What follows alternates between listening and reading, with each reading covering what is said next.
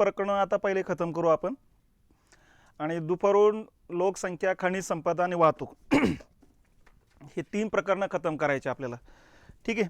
आणि उरलेले मग मृदा, वनस्पती जे टॉपिक राहतील ते टॉपिक मग भारताचं, महाराष्ट्राचं हे आपलं फास्ट ट्रॅक झाला आपण कंप्लीट करायचा प्रयत्न करू ते लगेच. त्यामुळे त्याच्याबद्दल निश्चिंत राहा की बाबा सगळं होऊनही लागलं, सगळं क्लिअर करून देतो मी.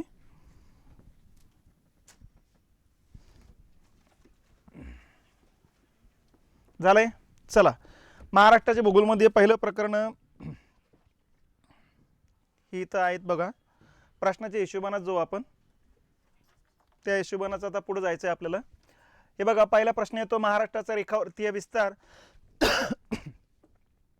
टिंबटिंब इथपर्यंत आहे. आता सरळ याचं उत्तर तर आपल्याला माहीतच आहे, पण या अगोदर आपल्याला परत मुद्द्याकडे यायचं आहे बघा. आता या ठिकाणी पहिला मुद्दा लक्षात घ्यायचा आहे की हे विषुववृत्त आहे आणि विषुववृत्ताच्या उत्तरेकडे आपण येतोय. आणि भारताचा जर विचार केला तर भारतामध्ये आपल्याला माहिती आहे की भारत हा 8 अक्षीवृत्तापासून सुरुवात होतो उत्तरेकडच्या ते 37 उत्तरपर्यंत भारत येतो असतो. आणि भारतामध्ये महाराष्ट्र आहे, मग या ठिकाणी महाराष्ट्र येतो असतो बघा. महाराष्ट्रामध्ये या ठिकाणी आपल्याला माहिती आहे 15 अंश उत्तरेपासून ते जवळपास 22 अंश उत्तरेपर्यंत महाराष्ट्र येतो असतो. कालचा जो प्रश्न तुम्हाला घेतला होता इथं या डायरेक्शनने विचारलं होतं मागच्या वेळेस की खालीलपैकी कोणत्या अक्षीवृत्तावर महाराष्ट्र आहे, आणि खाली पर्याय कसे दिले होते? पर्याय दिले होते 18, ठीक आहे, त्याच्यानंतर 24, त्याच्यानंतर 26, त्याच्यानंतर 30 असे खाली पर्याय दिले होते. मग आता 15 ते 22च्या दरम्यान जेवढे तेवढे महाराष्ट्रातून जातील बघा. ठीक आहे, म्हणजे यातलं कुठलं येईल उत्तर? मग 18. म्हणजे 16 येईल, 17 येईल, 18 येईल, 19 येईल, 20, 21, 22 ही सगळे येतील. तर असं नुसतं पाठ करून ठेवू नका की 15 पासून ते 22 पर्यंत आहे. पाठ केलं तर मग हे 15 दिसणार नाही, 22 दिसणार नाही तुम्हाला, आणि मग गोंधळ व्हायला लागेल बघा. तर त्यामुळं ह्या सगळ्या गोष्टी लक्षात घेत चला, कारण ते मुद्दे बेसिकवरती विचारणं चालू आहे. आणि बेसिक म्हणजे त्यांना म्हणायचं हे की तुम्हाला हे बऱ्यापैकी माहिती आहेत का. तर 15 ते 22 आणि दोन्ही पण उत्तर गोलार्धातले, कारण भारत हा उत्तर गोलार्धात येतो. हे अक्षीवृत्तीय स्थान आहे. रेखावृत्तीय स्थान लक्षात घ्यायचं 72 अंश पूर्व रेखावृत्त, कारण आपण पूर्व गोलार्धात आहे, ते 80 अंश पूर्व रेखावृत्त आहे. या 2 रेखावृत्त दरम्यान आहे. मग ह्या 2 रेखावृत्त दरम्यान जेवढे रेखावृत्त येतील ते महाराष्ट्रातून जातील बघा. मग 72, 73, 74, 75, 76, 77, 80 पर्यंत. याच्यावर काय लक्षात घ्यायचं की बघा या ठिकाणी हे 72 या ठिकाणी, आणि एकदम या ठिकाणी जर बघितलं तर 80 येत आहे. याच्यामध्ये हे लक्षात घ्यायचं की जे इकडचं 80 असेल तर इथं अगोदर सूर्य उजाडणार आहे, नंतर 79, या हिशोबाने इकडे बघत चालायचं. त्याचबरोबर हे लक्षात असू द्या 2 रेखावृत्त दरम्यान जवळपास 100 किलोमीटरचं अंतर आहे. म्हणजेच 72 ते 80 या हिशोबाने जर बघितलं तर 8 रेखावृत्तीय विस्तार आहे. याचा अर्थ 800 किलोमीटर अंतर आहे. ठीक आहे. आणि अक्षीवृत्तीय स्थान जर बघितलं तर 15 अक्षीवृत्तापासून सुरुवात होते ते 22 पर्यंत. किती जातात? 15 ते 22 7. याचा अर्थ हे लांबी 700 किलोमीटर आहे. साधं आहे, कारण 2 अक्षीवृत्तामध्ये सरासरी 100 किलोमीटर अंतर धरा आणि 2 रेखावृत्तामध्ये सरासरी 100. तर ह्या हिशोबानं रेखावृत्त 8 जातात. याचा अर्थ 800 किलोमीटर लांबी पूर्व पश्चिम आणि दक्षिण उत्तर लांबी 700 किलोमीटर आहे. आणि किनारपट्टी आपल्याला माहिती आहे 720 किलोमीटर आहे. ही झिगझॅग किनारपट्टी आहे म्हणून 720 आहे, पण सरळ जर पकडली अशी तर 560 किलोमीटर येईल. ठीक आहे, पण इतकं सरळ असं कोणी विचारणार नाही, कारण त्यांना माहिती त्याला प्रूफ लागेल. आणखी त्याला प्रूफ काही नाही, गव्हर्नमेंटनं जे सांगितलं त्या हिशोबाने एवढेच प्रूफ येतं आपल्याकडं. तर या पद्धतीने इथं लक्षात ठेवायचं. आणि ही टोटल एरिया तर माहीतच आहे आपल्याला 3,07,713 चौरस किलोमीटर येतो बघा. हा एरिया जो आहे भारताची एकूण एरियाच्या 9.36% आहे. आणि यानुसार आपला भारतामध्ये राजस्थान, मध्य प्रदेश खालोखाल 3रा क्रमांक लागतो. आणि याच महाराष्ट्रामध्ये 2011च्या आकडेवारीनुसार 11,72,72,333 एवढी लोकसंख्या राहते बघा. आता 11ची जनगणना आपण बघू शकतो, दुसरं काही आपल्यासमोर पर्याय नाही. आता ही लोकसंख्या भारताची एकूण लोकसंख्येचे ते 9.29% आणि यानुसार आपला भारतात 2रा क्रमांक लागतो. उत्तर प्रदेश पहिला आहे जवळपास 19,98,00,000 म्हणजेच 20 कोटी, आणि 2 नंबरला महाराष्ट्र आहे जवळपास 11.25 कोटी असं लक्षात घ्यायचं. तर ही सामान्य माहिती आपल्या लक्षात आली पाहिजेत बघा. ठीक आहे. हां, मग आता जे प्रश्न आहेत त्या प्रश्नाकडे जोवा बघा. रेखावृत्तीय विस्तार किती म्हणतात? याला अंश म्हणायचं, याला मिनटं म्हणायचं. हां, इथं मिनटं टाकलेले आहेत, पण आता मिनटाचं काम पडतं का नाही ते पण बघा. हे बघा कुठून कुठपर्यंत रेखावृत्तीय विस्तार, मग 3 नंबर. याच्यामध्ये यांनी पूर्व एकी, पश्चिम एक, दक्षिण एक, उत्तर एक काही दिलेलं नाही, त्यामुळं इथं बऱ्यापैकी तुमचं ते गोंधळ टाळला जातोय. ठीक आहे. तर उत्तर येतं 3 नंबर. हे बघा, आणि हे नेहमी लक्षात ठेवायचं. अक्षीवृत्तीय विस्तारामध्ये 7 अक्षीवृत्ताचं अंतर आहे, रेखावृत्तीय विस्तारामध्ये 8चं आहे. भारताचं सोपं आहे. अक्षीवृत्तीय पण 29 आहे, रेखावृत्तीय पण अंतर 29च आहे. तर महाराष्ट्रात थोडं 7 आणि 8 आहे. झालंय. ठीक आहे. पुढचा प्रश्नाकडे जो, महाराष्ट्र राज्याची निर्मिती टिंबटिंब रोजी झालेली आहे. मग आता कधी झाली? यापैकी नाही येईल. 1 मे 1960ला झालेली आहे. म्हणजे काय पाहिजे होतं उत्तर? 1 मे 1960. आता तुम्ही म्हणसाल आपण सोपी सोपीच घेऊ लागलो. आता हे उत्तरच त्यांचे प्रश्न सोपी सोपी चालू आहे. फक्त मनात संशय आणू नका, एवढा सोपा कसं का आलाय. आणि त्या गडबडीमध्ये मग आपण थोडं इकडं जातो बघा, आणि मग घरी आल्यावर म्हणतो यार काय झालं कडे. तर इथं आता इथून पुढं रोज फक्त 4-5 2-3 दिवसाला कोणा एक पेपर सोल्युशन करा. पेपरमध्ये मार्क्स किती येतात त्याच्यासाठी नका करू. पेपरमध्ये ज्या सिली मिस्टेक्स होतात, सिली मिस्टेक्स म्हणजे गडबडमध्ये 4च्या ऐवजी 3 काळा करून लागले, ह्या ज्या गडबडी ह्या टाळायच्या. कारण ह्या 7-8 दिवसात तुम्ही एवढं जरी काम केलं तर तुमचे 5 मार्क्स बोनस आहे, एवढं लक्षात ठेवा. डायरेक्ट प्रॅक्टिकलमध्ये या, कारण तुम्ही प्रॅक्टिकलमध्ये गेल्याशिवाय तुमचा मेंदू काय काम करतो हे तुम्हाला कळणार नाही. असं वाटतं आपल्याला, हो ओके ओके सोपं आहे, काही नाही अवघड असं आहे. हे बाहेर आल्यानंतर येते, पण तिथं प्रेशर खाली उत्तर चुकून जातं. मी मागच बोललो होतं, एका वर्गामध्ये असं भगीरथला असताना 500 मुलांचा हॉल असताना 2 मुलं गडबड करत होते. मी सरळ एकाला उठवलं, उभं राहा म्हटलं, आणि म्हटलं मग 1857 उठाव कोणत्या वर्षी झाला सांगा बरं. बाकीच्यांना सांगितलं अजिबात बोलायचं नाही म्हटलं, आणि मग तो विचार करला कोणत्या वर्षी झाला असेल. म्हणजे त्या प्रेशर खाली उभं केल्यानंतरच त्याच्या डोक्यातून सगळंच क्लिअर झालं. म्हणजे प्रेशर किती असतं मला ते सांगायचं तुम्हाला, की किती सोपा असला प्रश्न तरी ते उत्तर देता येणार नाही. म्हणजे हा प्रश्न म्हणजे बसंती तुम्हारा नाम क्या है असं म्हणण्याचा प्रकार होईल तो. तर सोपे जरी असले तिथं हातात मार्क्स घेऊन टाकणं गरजेचे, पण हे मार्क्स जाणं म्हणजे सरळ सरळ आपण 150-200 मुलाच्या पाठीमागं जाणे, एवढं लक्षात घ्यायचं. ठीक आहे. मग आता या निर्मितीबद्दल तुम्हाला माहितीच आहे. महाराष्ट्राच्या सरळ भारताचा नकाशा लक्षात घ्यायचा बघा. या ठिकाणी आपलं राज्य येतं असतं. ठीक आहे. आता महाराष्ट्राच्या निर्मितीच्या अगोदर हे लक्षात घेतलं पाहिजेत की इथं हा हैदराबादकडं हा भाग होता, हा जो का विदर्भाचा भाग होता हा मध्य प्रांताचा भाग होता, हा मध्य प्रांत होता. ठीक आहे. आणि हा उरलेला भाग म्हणजे मुंबई इलाकाचा भाग होता. इंग्रजांच्या कालखंडामध्ये सुरुवातीला महाराष्ट्राचं नाव होतं मुंबई इलाका, नंतर नाव पडतं मुंबई प्रांत, नंतर नाव पडतं मुंबई राज्य बॉम्बे स्टेट, नंतर नाव पडतं द्विभाषिक राज्य, आणि नंतर नाव पडतं महाराष्ट्र राज्य. हा कालखंड येतो 1911 ते 41. हा कालखंड येतो 1941 ते 47. हा कालखंड येतो 47 ते 56. हा कालखंड येतो 1956 ते 60. हा कालखंड 1 मे 1960 पासून आहे. आता हे असं पाहिजे ते. ठीक आहे. आता ह्या आकडेवारीबद्दल वेगवेगळ्या पुस्तकात वेगवेगळे येते, याच्याबद्दल आपण काही जास्त भाष्य न करण्यातच भलाई येते. आणि नाहीतरी हा इतिहासाचा मुद्दा आहे, भूगोलाचा मुद्दा होणार नाही. फक्त अगोदर हे होतं, नंतर हे नाव आलं, हे लक्षात घ्यायचं कधी पण. मग आता सुरुवातीला मुंबई इलाका होता. प्रशासकीय विभाग पाडण्याची पद्धत इंग्रजांनीच आणली होती बघा. त्यावेळेस त्यांनी 4 प्रशासकीय विभागांचं मिळून केलं होतं. 4 प्रशासकीय विभागामध्ये हा बेळगावचा भाग, आजही म्हणतो ना बेळगाव, धारवाड, निपाणी आपला भाग आहे, तर हे पहिल्यापासून हा मुंबई इलाक्याचा भाग होता. ही इथले 4 जिल्हे होते इकडचे, यांचं मिळून एक प्रशासकीय विभाग. हा टोटल एवढा मिळून एक प्रशासकीय विभाग. पुणे प्रशासकीय विभाग नाव होतं. इकडचं गुजरातचं मिळून एकच प्रशासकीय विभाग होता, अहमदाबाद नाव होतं त्याचं. आणि इकडचा सिंध राज्य जे आहे सध्या पाकिस्तानचं, त्यांचा एकच प्रशासकीय विभाग, ज्याला सिंध प्रशासकीय विभाग असं नाव होतं. तर एवढा एरिया हा एरिया म्हणजे मुंबई इलाका होता. मग आता मुंबई प्रांत झालं म्हणजे काय झालं आता ते लक्षात घ्यायचं. 1941च्या अगोदर 1935ला भारत सरकारचा कायदा होतो, गव्हर्नमेंट ऑफ इंडिया ॲक्ट म्हणतो आपण. आणि या कायद्यानुसार मग सिंध नावाचं वेगळं राज्य तयार होतं बघा. मग उर्वरित 3 प्रशासकीय विभागांचे मिळून तयार होणाऱ्या राज्याला नाव ठेवलं मग मुंबई प्रांत. आणि हे प्रत्यक्षात अस्तित्वात आलंय 1941ला. ठीक आहे. मग आता मुंबई प्रांत झालं म्हणजे अहमदाबाद, पुणे आणि बेळगाव.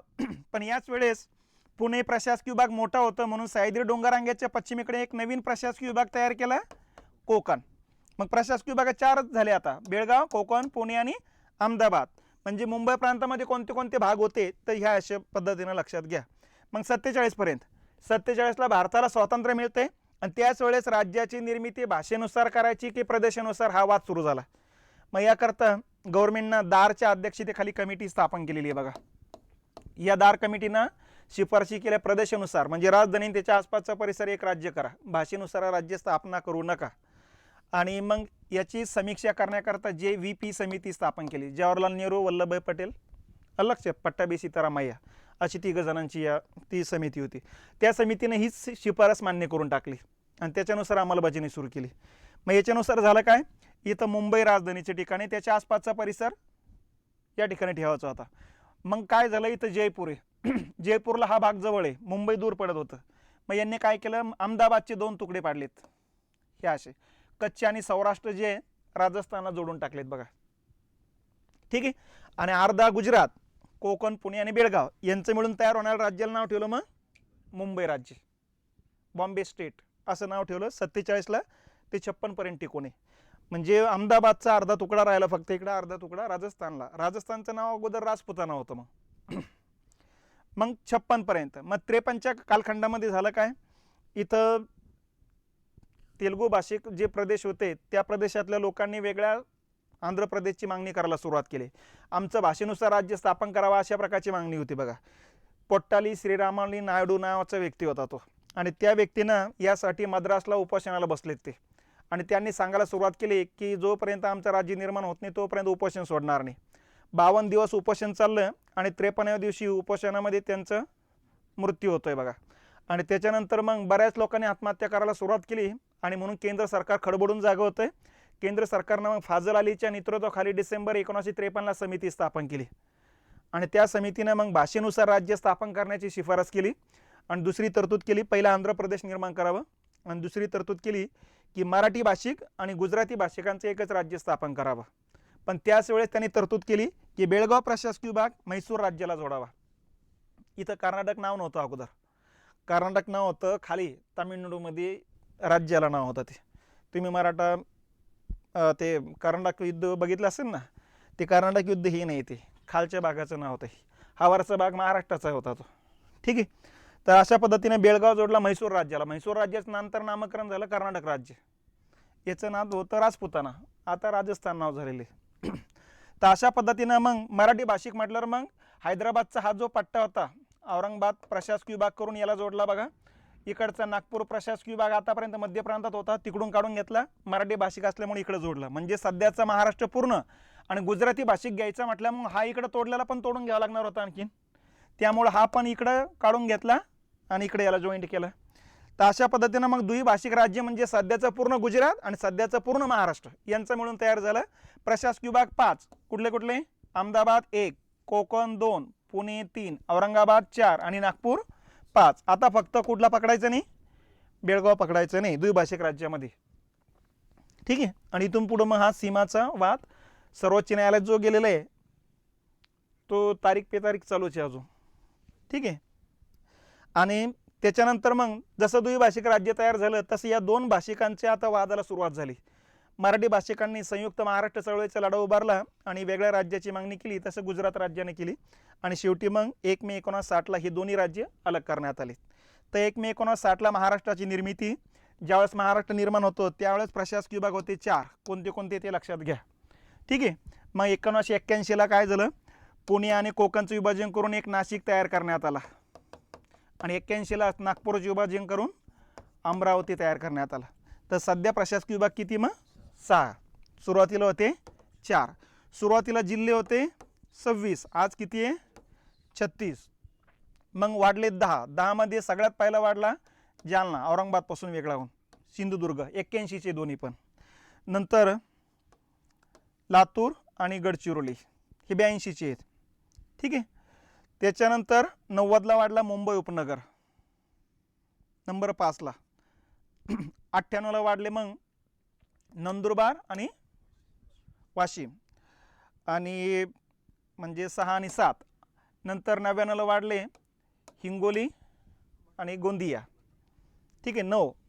आणि 10वा नंतर 2014ला पालघर ठाण्यापासून वेगळा झालेला आहे. झालं का? तर या पद्धतीनं ही सुरुवातीच्या या घटना लक्षात ठेवा. महाराष्ट्र निर्माण झाला त्यावेळेस तालुके होते 229, आज किती आहे 358 आहे. महाराष्ट्र निर्माण झाला त्यावेळेस 266 गावं होती, आज किती आहे 534 गावं आहेत. महाराष्ट्र निर्माण झाला त्यावेळेस 38,867 गावं होती, आज किती आहे 43,665 गावं आहेत. महाराष्ट्र निर्माण झाला त्यावेळेस 3च महानगरपालिका होत्या, मुंबई, ठाणे आणि पुणे, आज किती आहे 29 आहेत बघा. तर हा फरक थोडक्यात लक्षात घेतला पाहिजे आपण. सध्याची स्थिती 60च्या कालखंडातली स्थिती. ठीक आहे. मग आता याच्यावरती जे प्रश्न आहेत,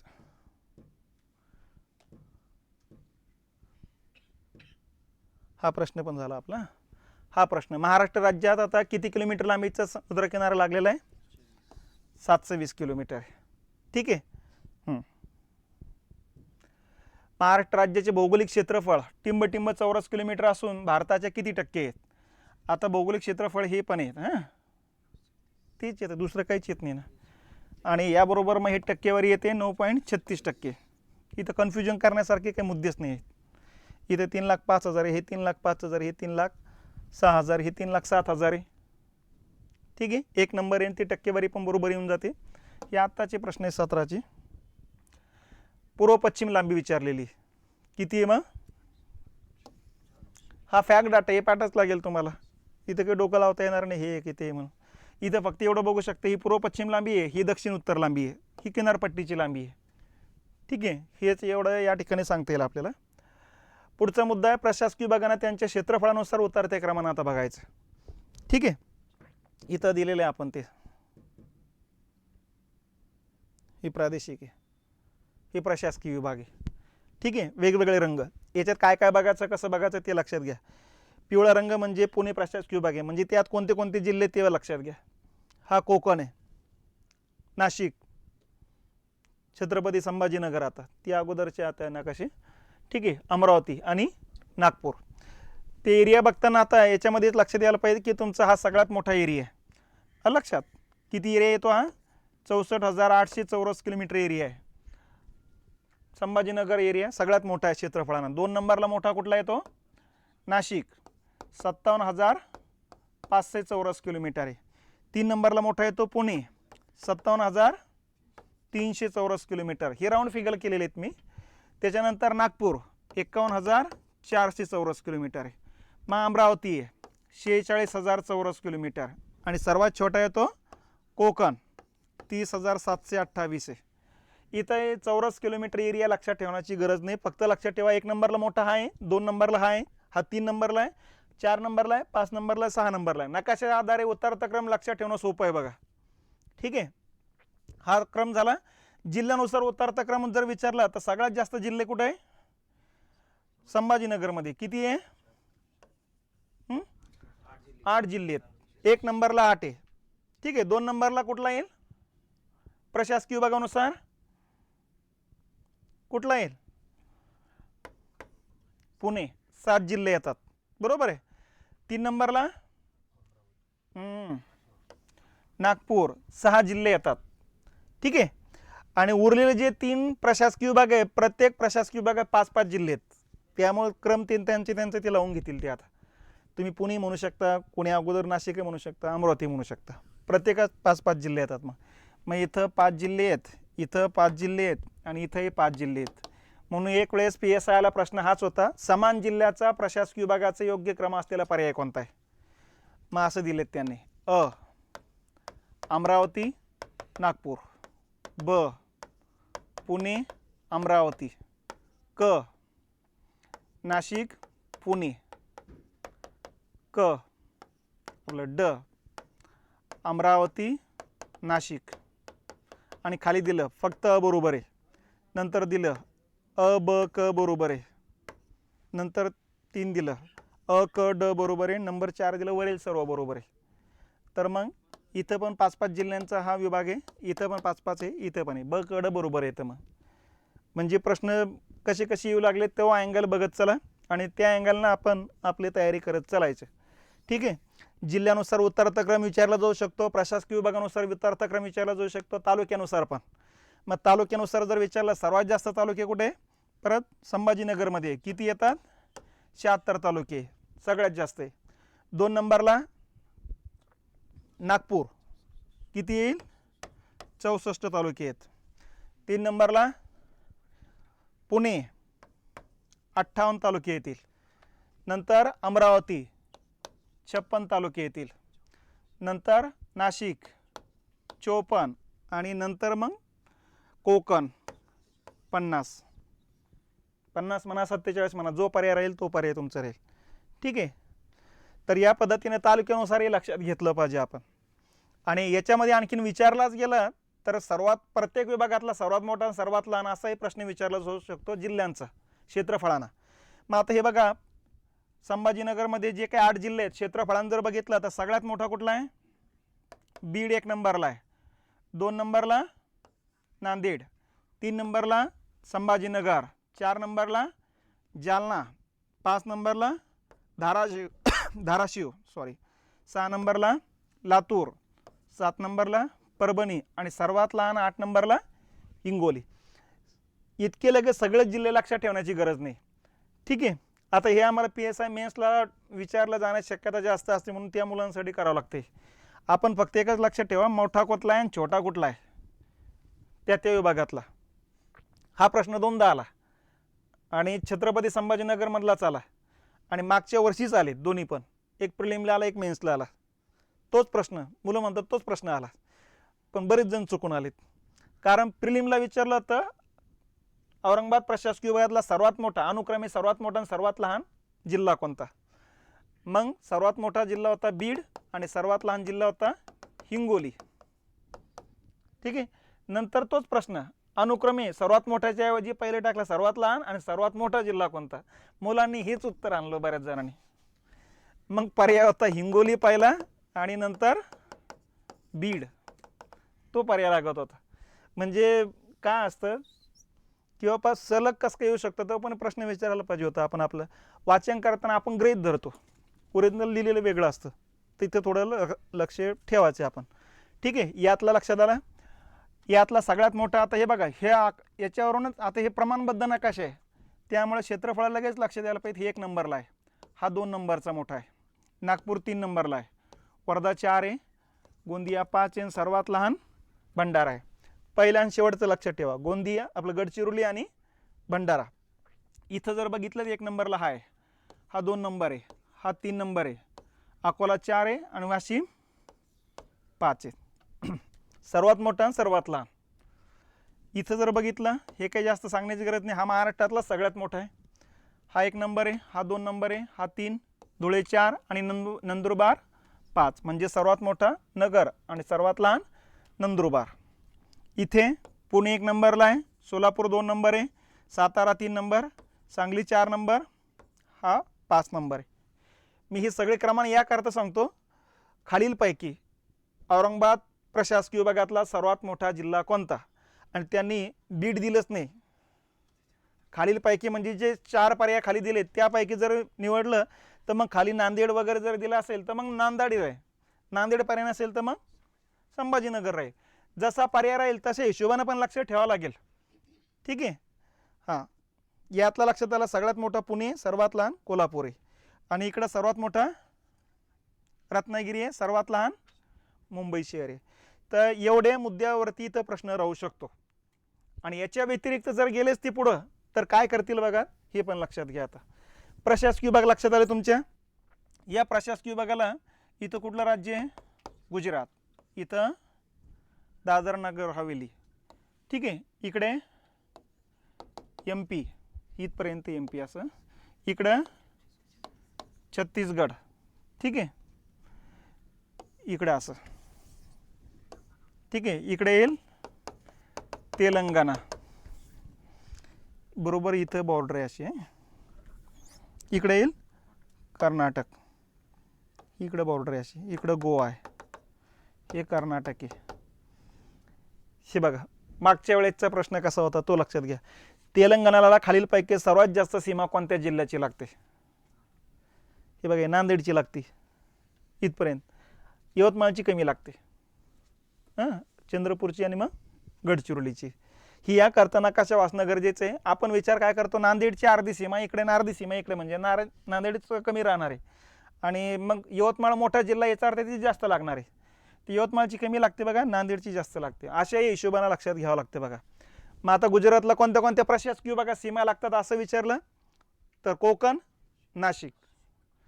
मध्य प्रदेशला नाशिक, अमरावती, नागपूर. छत्तीसगडला फक्त नागपूरची सीमा लागते.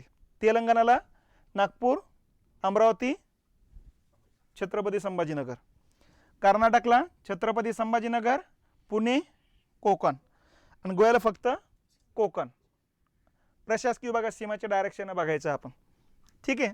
तर हा एक मुद्दा या ठिकाणी क्लिअर करून ठेवायचा झाला. एवढं हां, प्रशासकीय विभागाबद्दल याच्या बाहेर प्रश्न जाणार नाही, अजिबात नाही आता, कारण सगळे मुद्दे क्लिअर करून घेतलेले आहेत आपण. क्षेत्रफळानुसार, जिल्ह्यानुसार, तालुक्यानुसार, ठीक आहे, राज्यानुसार. हे आणखीन काय विचारलं जाऊ शकतं, सगळ्यात मोठा आणि सर्वात लहान तो एक विचारलं जाऊ शकतो. हे 5 मुद्दे क्लिअर झालेले आहेत बघा.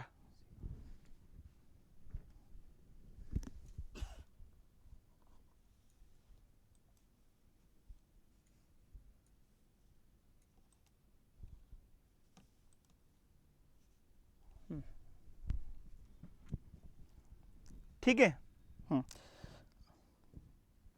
आता पुढचा मुद्दा येतो प्रादेशिक विभाग. प्रादेशिक विभाग म्हणजे प्रदेशानुसार पाडले जाणारे विभाग आहेत बघा. उदाहरणार्थ इथं सह्याद्रीच्या डोंगरांगीमुळे कोकण वेगळा होतो, पश्चिम महाराष्ट्र वेगळा होतो असतो, ठीक आहे. हा इकडचा तापी नदीच्या खोऱ्याचा पट्टा म्हणजे खानदेश आहे, हा खानदेशचा एरिया आहे. हा पश्चिम महाराष्ट्राचा एरिया किंवा मध्य महाराष्ट्र म्हणतो आपण, हा कोकणचा एरिया आहे, याला मराठवाडा म्हणायचं, ठीक आहे. आणि हा निळ्या रंगाचा विदर्भ आहे. तर प्रादेशिक विभाग 5 आहे महाराष्ट्रामध्ये. विदर्भ 1, मराठवाडा 2, खानदेश 3, पश्चिम महाराष्ट्र 4 आणि कोकण 5. प्रशासकीय विभाग विचारले तर 6, प्रादेशिक विभाग विचारले तर 5, ठीक आहे. क्षेत्रफळानुसार सगळ्यात मोठा प्रशासकीय विभाग आपला प्रादेशिक विभाग विदर्भ.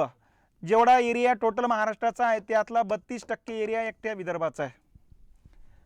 खानदेशचा 8% एरिया, 32 आणि 8 40, आणि 10% भाग कोकणाचा आहे 50. अर्धा महाराष्ट्र हे 3 प्रादेशिक विभाग आहे आणि अर्धा महाराष्ट्र हे 2 प्रादेशिक विभाग आहे.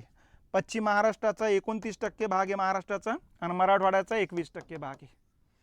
म्हणजे मोठ्याकडून छोट्याकडे जर विचारलं तर 1 नंबरला विदर्भ, 2 नंबरला पश्चिम महाराष्ट्र, 3 नंबरला मराठवाडा, 4 नंबरला कोकण आणि 5 नंबरला खानदेश. जिल्हे विचारले, विदर्भामध्ये टोटल जिल्हे किती आहे? 11, मराठवाड्यात 8, पश्चिम महाराष्ट्रात 7, हे पुणे प्रशासकीय विभागातले 5 आणि 2 7, आणि कोकणामध्ये 7, खानदेशमध्ये 3, असं लक्षात घ्यायचे, ठीक आहे. त्या विभागातला सगळ्यात मोठा सर्वात लहान जिल्हा पण लक्षात आला पाहिजे. या विभागातला सगळ्यात मोठा जिल्हा आहे गडचिरोली, सर्वात लहान येतो भंडारा, ठीक आहे. या विभागातलं काही सांगण्याची गरज नाही. सगळ्यात मोठा बीड आहे, हिंगोली. या विभागातला सर्वात मोठा जळगाव, सर्वात लहान नंदुरबार. या विभागातला सगळ्यात मोठा अहमदनगर, सर्वात लहान कोल्हापूर.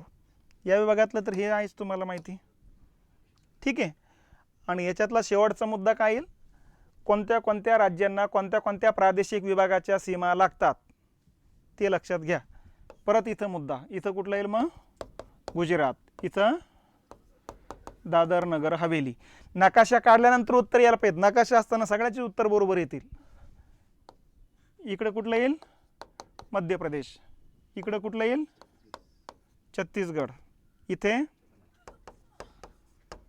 तेलंगणा, इथं असं तेलंगणा असं येईल ना, हां इकडे येईल कर्नाटक आणि इथे राहील गोवा. आता बघा, गुजरातला किती प्रादेशिक विभागात सीमा लागतात? 3. कोकण 1, पश्चिम महाराष्ट्र 2, खानदेश 3. ठीक आहे. आणि आता मला सांगा बरं, गुजरातला किती प्रशासकीय विभागात सीमा लागतात?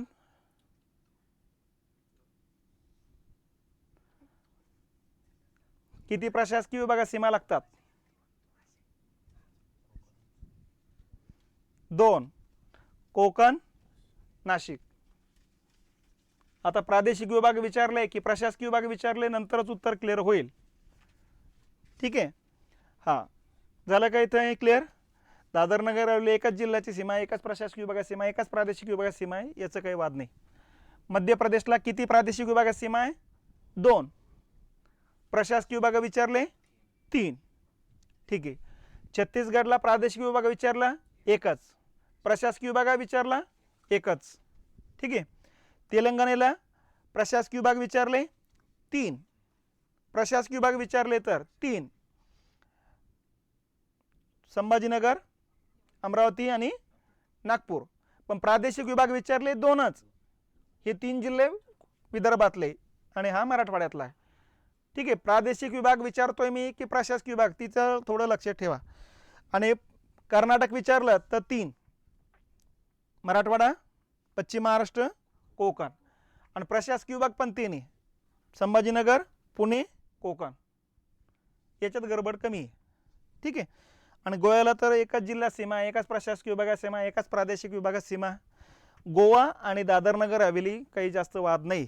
वाद बाकीचे याच्यामध्ये तयार होतात, आणि जिथं वाद तयार होतात ना, प्रश्न तिथंच असतात. जिथं वाद नाही तिथं प्रश्न नाही आहे. मग गुजरातला प्रशासकीय विभाग विचारले तर 2च आहे, प्रादेशिक विभाग विचारलं तर 3 आहे. ठीक आहे. मध्य प्रदेशला प्रशासकीय विभाग विचारले तर 3, प्रादेशिक विभाग विचारले तर 2च. ठीक आहे. त्याच्यानंतर तेलंगणाला प्रशासकीय विभाग विचारले तर 3, प्रादेशिक विभाग विचारले 2.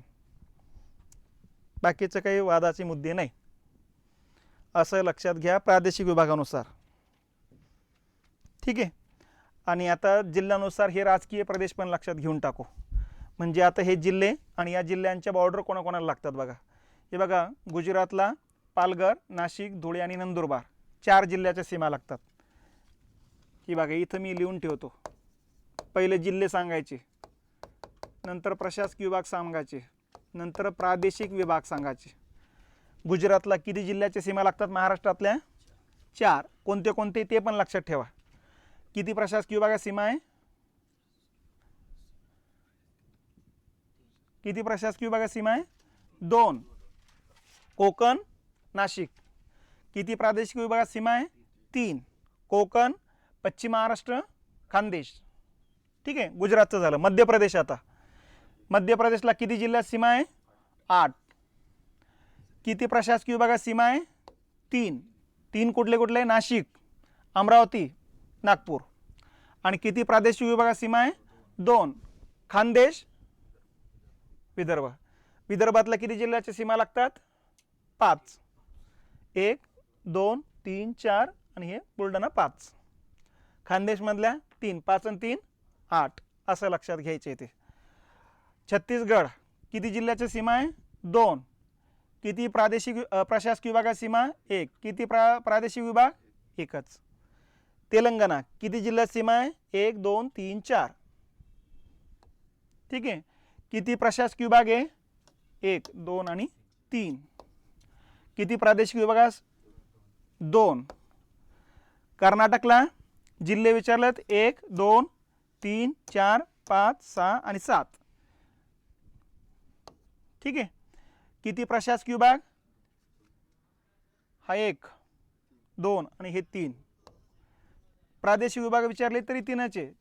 हा मराठवाड्याचा भाग आहे, हा पश्चिम महाराष्ट्राचा आणि हा कोकणचा आहे. आणि गोव्याला जर विचारलं, जिल्हा 1, प्रशासकीय विभाग 1, प्रादेशिक विभाग पण एकच. दादर नगर हवेलीला सुद्धा असंच आहे. आले का लक्षात? या पद्धतीनं हे लक्षात घ्या.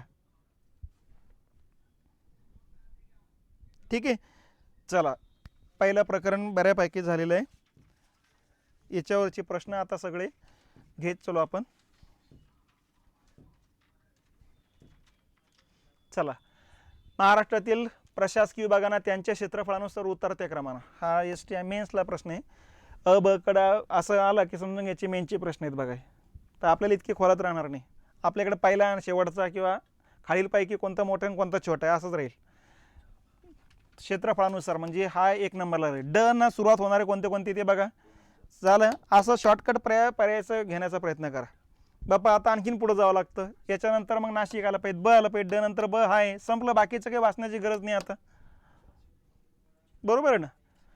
किंवा मग तुम्हाला लक्षात नाही आलं बाबा 2 नंबरला कोण आहे, पण नंतर लक्षात येत असेल अरे यार या ठिकाणी नागपूरपेक्षा अमरावती छोटा आहे, मग नागपूर आणि नंतर अमरावती यायला पाहिजे. मग नागपूर कुठे अगोदर आणि नंतर अमरावती येतो की नाही बघायचं.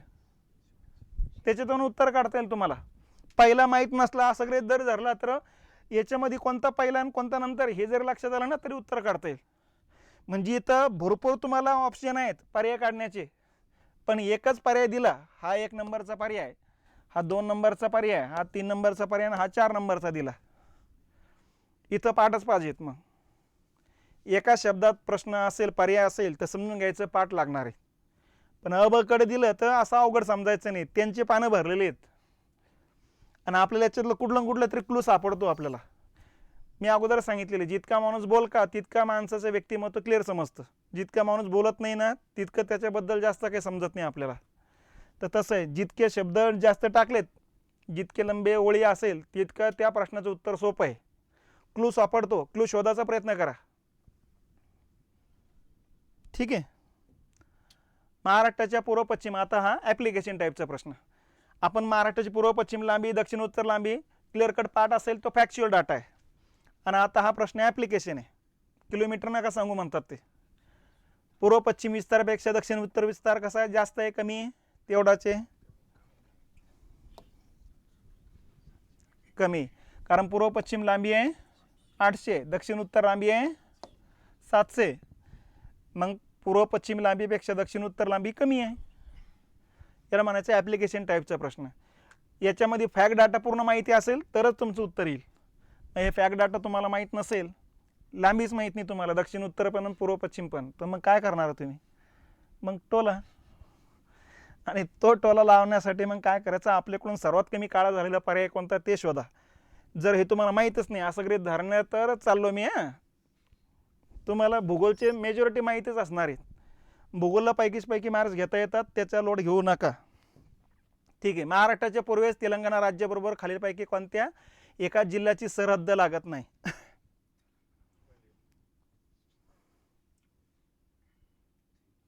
कुठल्या जिल्ह्याची लागत नाही? गोंदियाची लागत नाही. आता हे नकाशा बघण्यातूनच उत्तर आहेत.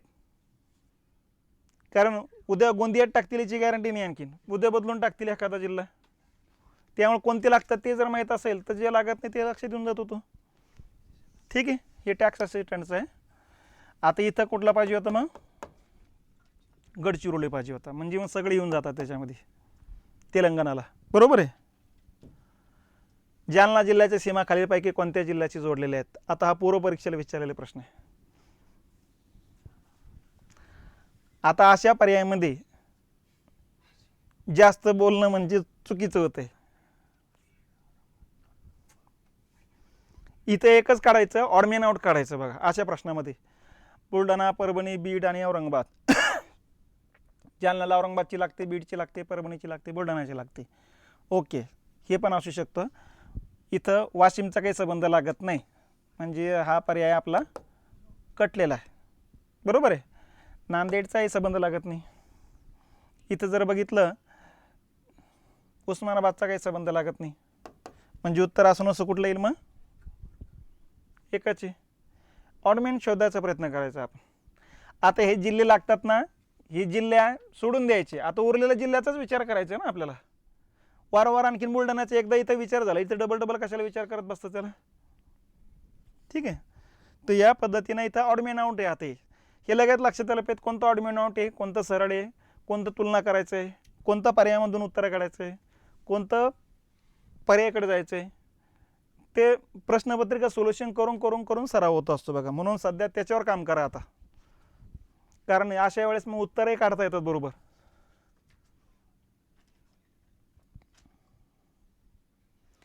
हां, औरंगाबाद विभागातील सर्वात कमी आणि सर्वात जास्त क्षेत्रफळ असलेले जिल्हे, हे तुम्हाला सांगितलं मागच्या वर्षीचा प्रश्न आहे. आता सुरुवातीला काय इथं सर्वात कमी आणि नंतर काय सर्वात जास्त, कुठला येईल मग 3. पण यांनी काही उलटपालटं काही केलेलं नव्हतं याच्यामध्ये, मेन्समध्ये उलटपालटं करून ठेवलं होतं. ठीक आहे. ह्याच पद्धतीनं मग दुसऱ्या विभागाबद्दल विचारले जातील. तिसरा विभाग औरंगाबादच थोडंच राहणार आहे. किती जिल्ह्यांच्या सीमा कर्नाटक राज्यास लागलेले आहेत? मग आता याला पाठच पाहिजेत बघा, किंवा मग सगळे जिल्ह्याचे नावच माहिती पाहिजेत. ठीक आहे. किती जिल्ह्याची सीमा लागून आहे मग? 7 आहे. मध्य प्रदेशला 8 आहेत. कोणत्या 5 जिल्ह्यात सीमा लागतात कोणत्या राज्याला? 1 आहे. गुजरातला 4 राज्य. ठीक आहे. तेलंगणाला 4 जिल्हे. त्याच्यानंतर छत्तीसगडला 2 जिल्ह्यात सीमा लागतात.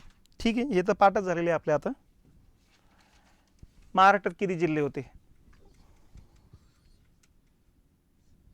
ठीक आहे, किती होते मग? 26 होते. ही तुलनात्मक माहिती कधी पण करून ठेवायची बघा. जिल्हे 26 होते, तालुके 229 होते. ठीक आहे. प्रशासकीय विभाग 4 होते. गावांची संख्या 38,867 होती. महानगरपालिका 2 होत्या, 3 होत्या. आणखीन काय राहिलं? काही नाही. शहरीकरण किती झालं होतं त्यावेळेस? आपलं शहरीकरण 28% होतं, बरोबर. आयुर्मान आपलं किती होते त्यावेळेस? 29चं होतं आपलं. ठीक आहे. आणखीन काय? 124 आपले घनता होती. लोकसंख्या जवळपास 3 कोटीच्या आसपास होती. ठीक आहे. 1960च्या कालखंडामध्ये. महाराष्ट्राची उत्तर सीमेवर कोणती पर्वतरांग आहे? कुठली आहे? सातपुडा आहे. सातमाळा, बालाघाट खाली इकडे, सह्याद्री इकडे बघा. मग याच्यासाठी काय करायचं? सीमावरती जो पट्टा आहे तो एकदा नजर टाकून टाकायचा. हे बघा, या ठिकाणी सह्याद्री, इथून नदी उगम पावते दमनगंगा, बरोबर आहे. इथं डोंगररांगा आहे सातपुडा. सातपुडाला इथं मध्ये गॅप आहे.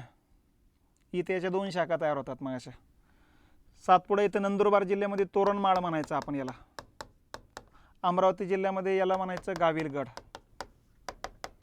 याच्या पलीकडचे या डोंगररांगेला म्हणायचं जिनगड. काली भिंत पण नाव आहे. मध्य प्रदेशचे लोक काली भिंत म्हणतात त्याला. ठीक आहे. इथं अशा डोंगररांगा येतात अशा. याला म्हणायचं दरे कसा, गोंदिया जिल्ह्यात. आणि गडचिरोली जिल्ह्यामध्ये म्हणायचं मग चिरोली, सुरजागड आणि भामरागडच्या डोंगररांगा. आणि इथून एक नदी अशी वाहते हिरण्यकेशी. ही महाराष्ट्र आणि कर्नाटकची सीमा तयार करते. आणि इथून एक वाहते तेरेखोल, जी महाराष्ट्र आणि गोव्याची सीमा तयार करते बघा. ही सिंधुदुर्ग जिल्ह्यात येते, ही कोल्हापूर जिल्हा येते, ही पालघर येते, नंदुरबार येते. या दोन्ही असू दे अमरावती आहे, आपलं गोंदिया आहे, आणि ह्या तिन्ही पण गडचिरोली. आखरे याच्यात जाऊ शकतात. दिशा ही आणि हे वायव्येकडे दोन्ही पण. महाराष्ट्राच्या कोणत्या दिशेला आहे? वायव्येला. हे उत्तरेला आहे, हे ईशान्येला आहे. ठीक आहे. हे पूर्वेला आहे, हे दोन्ही पण दक्षिणेला आहे. आणि दक्षिण पर्याय नसेल तर मग नैऋत्याला आहे. पर्याय जसा असेल तसं उपलब्ध आहे, कारण जुन्या पुस्तकामध्ये पण 2-2 वेगवेगळे पर्याय दिलेले आहेत ते. ठीक आहे. म्हणून एक वेळेस नैऋत्याला कोणता आहे असा पर्याय होता, तर नैऋत्याला मग तेरेखोल येईल. आणि इकडं अरबी सागर येतो पश्चिमेला. आणि त्यांना कोणत्या कोणत्या जिल्ह्यात सीमा ते तर माहीतच आहे आपल्याला. तर मग या हिशोबानं उत्तर सीमेवर विचारलं. आता हे वायव्याला पाहिजे होतं, उत्तर विचारलेलं आहे. मग आता त्या डायरेक्शननं पण लक्षात ठेवा. जसं इकडं हे दक्षिण म्हणा, किंवा दक्षिण पर्याय नसेल तर मग नैऋत्य, तसं हे या ठिकाणी वायव्य आहे ओरिजिनल आर्थिक पाहणीनुसार. पण मग आता वायव्य पर्याय नसेल तर मग काय? उत्तर. आलं का लक्षात आहे? ठीक आहे. आता पुढचा प्रश्न अप्लाइड प्रश्न आहे. आता नकाशा वाचनावर आधारित आहे. आता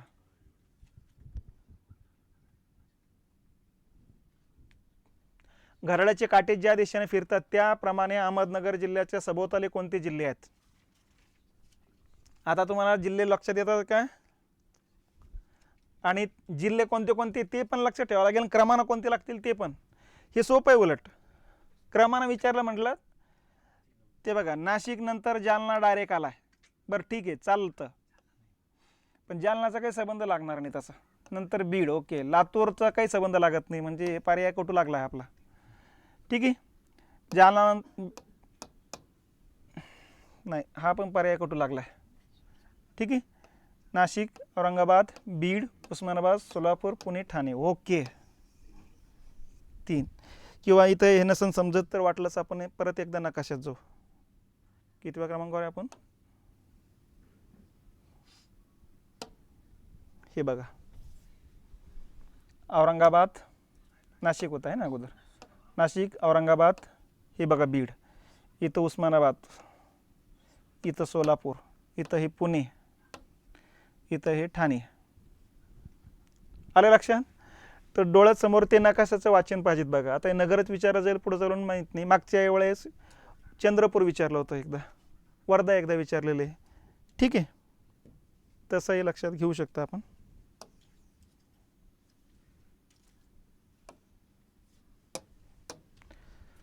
ठीक आहे. पुढचा प्रश्न आहे, निर्माणाच्या पद्धतीत वेगळा जिल्हा ओळखा.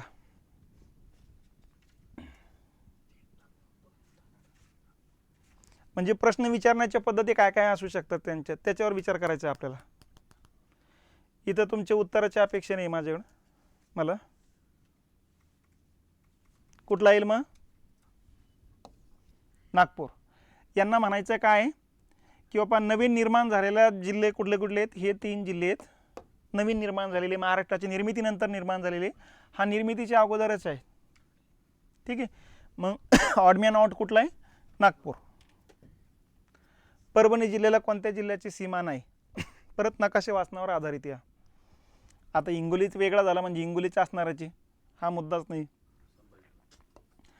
जालना आणि परभणीचं लोकसभेचं मतदारसंघाचे एकच आहे.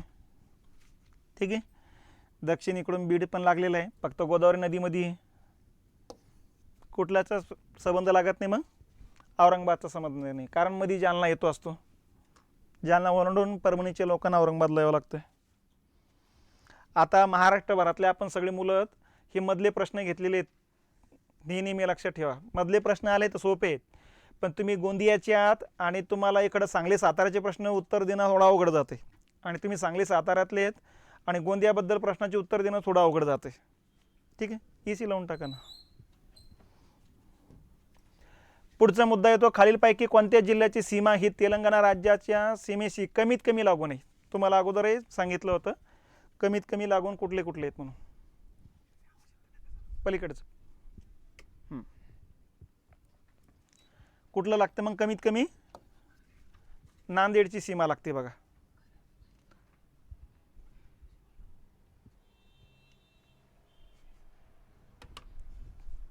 ठीक आहे.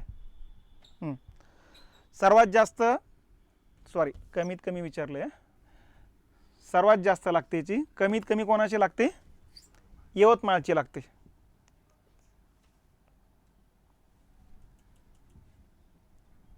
ठीक आहे, ही सर्वात जास्त आहे. बरोबर आहे. ओके. कोणत्या प्रशासकीय विभागात जिल्ह्यांची संख्या अधिक आहे? औरंगाबाद आहे 8 जिल्हे आहेत, कोकणामध्ये 7 जिल्हे आहेत, नागपूरमध्ये 6 आहेत, पुण्यामध्ये 5 आहेत. आता पुढचे फॉर्मॅट काय येतो त्यांना माहिती, मुलांनी पहिला आणि शेवटचा पाठ करून ठेवलेले आहे, म्हणून ते मधलेच प्रशासकीय विभाग टाकताय बघा. म्हणून मग औरंगाबाद सोडून दिला आहे आणि एकदम पुणे सोडून दिला तर मधले ते लक्षात घ्यायचे. मग कोणत्या जिल्ह्याची सीमा आहे कर्नाटक व तेलंगणा या 2 राज्यांना लागून आहे? या दोन्ही राज्यातला लागलेले असले पाहिजेत. मग एकच जिल्हा आहे नांदेड. लक्षात असं होणार नाही की 2-2 जिल्हे येतील, हे असं अजिबात होणार नाही. मग बरोबर नांदेडच्या इकडं तेलंगणा लागतो आणि इकडच्या बाजूला कर्नाटक लागतो असतो. नाशिक विभागात किती तालुके? हा फॅक्च्युअल प्रश्न आहे, सरळ पाठच लागतो याला. किती आहे मग 54 आहे. 56 कुठं आलेत अमरावती आहे. 51 कुठंच नाही असे. कोणते बघा सारखे जिल्हे आहेत. सारख्या जिल्ह्यांचा प्रशासकीय विभाग विचारला गेलेला आहे. कुठला आहे हाच आहेत. इथं 5 जिल्हे आहेत. या विभागात हे 5 जिल्हे आहेत. या विभागात हे 5 जिल्हे आहेत. इथं जर बघितलं हे 5 जिल्हे हे 5 जिल्हे इथं 6 जिल्हे हा काटला. इथं 5 आहेत इथं 7 आहेत इथं 5 आहे हा काटला. इथं 6 आहेत इथं 7 आहेत इथं 5 आहे हा एक काटला. सारखा जिल्हा नाही ना सारखे म्हणतात ते. म्हणजे कुठला पर्याय मग 1 नंबर. प्रश्न येण्याच्या पद्धती बघत चला. ठीक आहे. आता उद्या काय करतील ते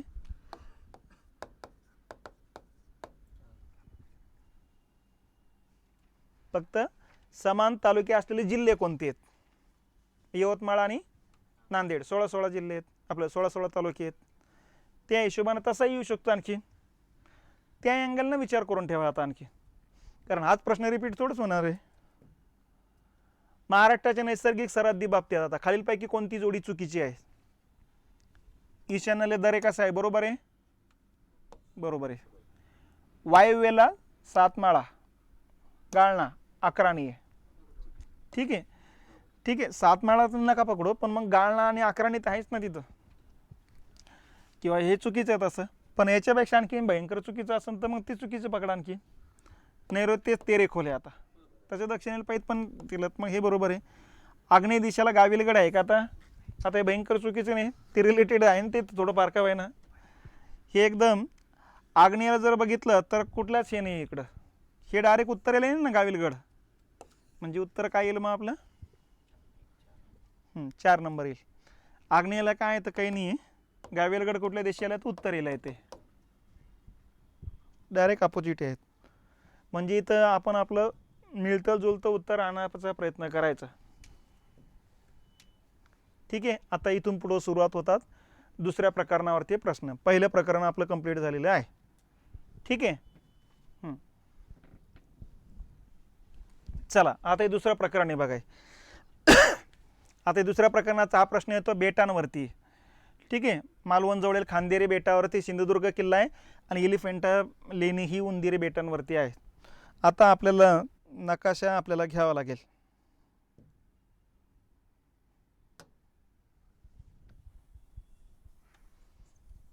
प्राकृतिक जे काही महाराष्ट्राचे भाग पाडले जातात या प्राकृतिक भागाबद्दल लक्षात ठेवा. 3 भाग पाडले जातात. हे 3 भाग म्हणजे हा येतो कोकण, हा येतो सह्याद्री आणि हा येतो पठार. प्रश्न सर्वात जास्त आहे सह्याद्रीवरती. 2 नंबरला प्रश्न आहे कोकणावरती आणि सर्वात कमी प्रश्न आहे पठारावरती. ठीक आहे. तिन्हीची निर्मिती लक्षात ठेवायची. निर्मितीचे कारण विचारलेले तिन्हीची पण. लांबी रुंदी पण विचारले गेलेली आहेत आणि त्याचं वैशिष्ट्य विचारले गेलेले आहेत. कोकणाचं जर लक्षात घेतलं तर कोकण सुरुवात होतो इथं दमणगंगा नदीपासून कुठून कुठपर्यंत कोकण आहे असंही विचारलं गेलेलं आहे. तर शेवटचा एरिया येतो तेरेखोल. ठीक आहे. टोटल 7 जिल्हे कोकणामध्ये. हे जिल्हे कोणते कोणते सांगण्याची गरज नाही आपल्याला. टोटल लांबी 720 आहे. रुंदी जर बघितली उत्तर कोकणामध्ये रुंदी जास्त आहे 90 ते 95 किलोमीटर आहे आणि दक्षिणेकडची रुंदी कमी आहे 30 ते 40 किलोमीटर आहे. सरासरी रुंदी विचारली तर 40 ते 80 किलोमीटर आहे. आणि टोटल क्षेत्रफळ आपल्याला माहीत आहे 30,728 चौरस किलोमीटर आहे. टोटल महाराष्ट्राच्या क्षेत्रफळाच्या 9.9% म्हणजे 10% येत आहे बघा. ठीक आहे. मग आता कोकणाची निर्मितीचं कारण आपण अगोदरच बघितलेलं होतं. कालच बघितलेलं आहे की इथं भेगी ज्वालामुखी फाटला गेलेला आहे. हा भेगी ज्वालामुखीमुळे या पट्ट्यामध्ये ज्वालामुखी पर्वतरांगा निर्माण झालेले आहेत आणि ज्वालामुखी पर्वतरांग म्हटलं की सह्याद्री डोंगररांगे. ही अशी सह्याद्री डोंगररांगेचा हा भाग आहे. असा हे जिल्ह्याच्या ज्या सीमा या सह्याद्रीमुळे तयार झालेल्या अशा. तर अशा पद्धतीनं इथं ज्वालामुखी फाटला गेला. ज्वालामुखी जो काय बाहेर पडलेला आहे ज्वालामुखीतून बाहेर पडलेले जे पदार्थ आहे ते 2 प्रकारचे असतात बघा. एक आहे ॲसिडिक लावा म्हणतो आपण त्याला. ठीक आहे.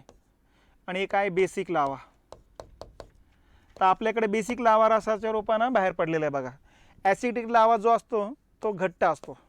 हा जो असतो हा पातळ असतो बघा. हा द्रवरूपाचा असतो हा घनरूप आहे ते थोडक्यात असं म्हणा. तर आपल्याकडं या ठिकाणी लक्षात घ्यायचं, बेगी ज्वालामुखी होतं म्हणून पर्वतरांग असे लांबच्या लांब निर्माण झाले. एकच छिद्र पडून लावारच बाहेर पडला असता तर दौलताबादच्या किल्ल्यासारखं जागीच गोल गोल गोल गोल असे जागोजागी पर्वत निर्माण झाले असते. जे आपण बघितलेले काल लक्षद्वीप ही जे बेटं आहेत ही केंद्रित ज्वालामुखी म्हणतात त्याला. म्हणजे ज्वालामुखी बाहेर येताना दोन पद्धतीने येतो, एकच छिद्र पडून बाहेर पडतो किंवा लांबच्या लांब भेग पडून बाहेर पडतो. ती तर लांबच्या लांब भेग पडलेली आहेत बघा. त्याच्यानंतर ज्वालामुखीचे जागृत ज्वालामुखी, मृत ज्वालामुखी असेही प्रकार पडतात बघा. वारंवार ज्वालामुखी बाहेर पडत असेल तर जागृत आहे. आपल्याकडे जागृत ज्वालामुखी नाही आहे. 8 कोटी वर्षापूर्वी बाहेर पडला, आतापर्यंत बाहेर काही पडलेला नाही तो. त्यामुळे मृत ज्वालामुखीचं उत्तम उदाहरण आहे. त्याच्यानंतर ॲसिडिक लावा बाहेर पडला की बेसिक, तर बेसिक लावा बाहेर पडलेला आहे बघा. कारण हा पातळ आहे आणि बेसिक लावाच बाहेर पडला कशावरून, कारण पातळ असल्यामुळे इथून जे बाहेर पडला लांबपर्यंत पसरत गेला, पाल जबलपूरपर्यंत जातो, तिकडं नागपूर वगैरे वरच्या भागात जबलपूरपर्यंत आणि इकडं सह्याद्री आपलं अरबी सागरापर्यंत. आलं लक्षात. आणि जर ॲसिडिक बाहेर पडला असतं ना, नुसतं जागेत दगडावर दगड दक्षिण भारतात जसं तुम्ही बघितलं असेल तशा प्रकारे जागेत निर्माण झाले असतं, बाकी सगळा खाल मैदानी प्रदेश राहिला असता असं. तर ते डोंगर बघूनच लक्षात येतंय डोंगराची फारशी उंची नाही, कारण इथला लावारस इकडंच पसरला जास्त आणि म्हणून इकडं इथं जवळपास 900 मीटर उंचीचा हा पठारी प्रदेश तयार होतो इथं. आणि याची उंची किती आहे, याची उंची मिनिमम 900 आणि मॅक्झिमम 1200 किंवा 1300 म्हणा काही ठिकाणी. लक्षात. म्हणून याची उंची कमी आहे आणि पठाराची उंची 900, म्हणजे याच्यापेक्षा 300 मीटर आखरी उंच येतो. ठीक आहे. मग निर्मिती मूळची आहे ज्वालामुखी.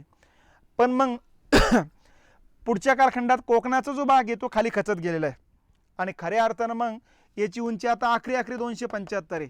मग इकडून जर बघितले याची उंची मग जास्त वाढते, कारण मग याची उंची इथून जर बघितलं 1200 मीटर म्हणता 900 मीटर जास्त उंची आहे इकडून 300 मीटर आहे.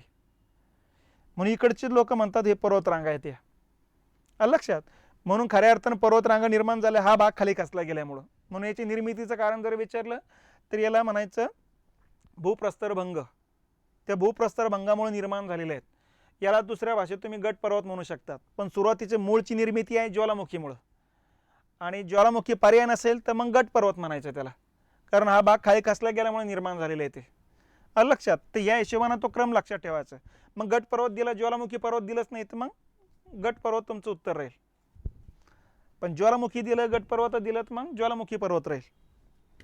तर या पद्धतीनं इथलं हे लक्षात घेतलं पाहिजे आपण. तर अशा पद्धतीनं ह्या सह्याद्री डोंगरांग आहे आणि इथं हा पठार, हा आहे पठार. पण हा पठारी प्रदेश खालींतरानं खाली खचत गेलेला आहे आणि खाली खचण्याच्या प्रक्रियेलाच म्हणायचं भूप्रस्तरभंग. म्हणून कोकणाची निर्मितीचं कारण काय, भूप्रस्तरभंग म्हणा किंवा काल मागच्या वर्षी पर्याय जमीन खचणे म्हणतात, असं खाली दिला होता पर्याय. जमिनीचे खचल्या गेल्यामुळे निर्मिती झालेली आणि याची उंची आता 300 मीटरपेक्षा कमी म्हणून मैदानी प्रदेश आहे आता. तर अशा पद्धतीनं कोकणाची निर्मितीचं कारण लक्षात ठेवा. आता याचं नाव कोकण का पडलं तेही लक्षात घ्या. कोकण नाव पडण्याच्या पाठीमागचं एक तर कोंगण कारणीभूत आहे. कोंगण हा मल्याळम भाषेतला शब्द आहे. तिथला चेर घराण्याची राजवट होती इथं आणि भारताचा प्रदेश बघितला तर असा आहे आपला. ठीक आहे. इथं चेर घराण्याच्या राजवटीचा काही भाग यांनी हा पट्टा जिंकून घेतला होता आणि त्यांच्या राज्यामध्ये सर्वात शेवटी सूर्य इथं मावळाचा, कारण हा भाग पश्चिमेला होता. म्हणून याला मावळत्या सूर्याचा प्रदेश, त्या अर्थात त्यांनी नाव ठेवलं होतं कोंगण, कारण कोंगण हा मल्याळम भाषेतला शब्द आहे ज्याचा अर्थ मावळत्या सूर्याचा प्रदेश होतो. आणि मग पुढच्या कालखंडात कोंगणवरून कोकण नाव पडलं असलं पाहिजे असं शास्त्रज्ञांचं मत आहे. आणि दुसरा गट काय म्हणतो की कोकणामध्ये दक्षिणेकडे जाताना असं चिंचोळा पट्टा तयार होतो, कारण इकडे रुंदी जास्त इकडे रुंदी कमी आहे, म्हणजे इकडं कोण तयार होतो आणि पूर्वेकडे सह्याद्रीचा कोण आहे. या दोन कोणाच्या दरम्यान हा पट्टा आहे म्हणून कोण या दोन कोणावरून याला नाव पडलं मग कोकण, दोन कोणाच्या दरम्यान असल्यामुळं.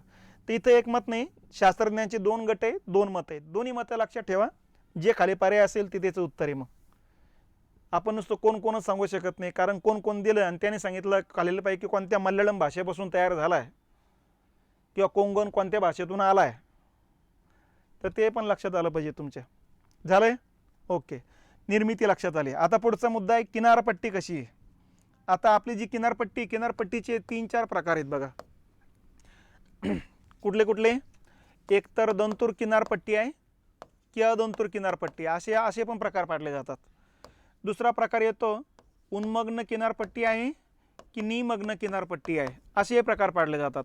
आणि नंबर 3 आहे रिया किनारपट्टी आहे, फियार्ड आहे की डॉल्मेशियन आहे, असे प्रकार पाडले जातात.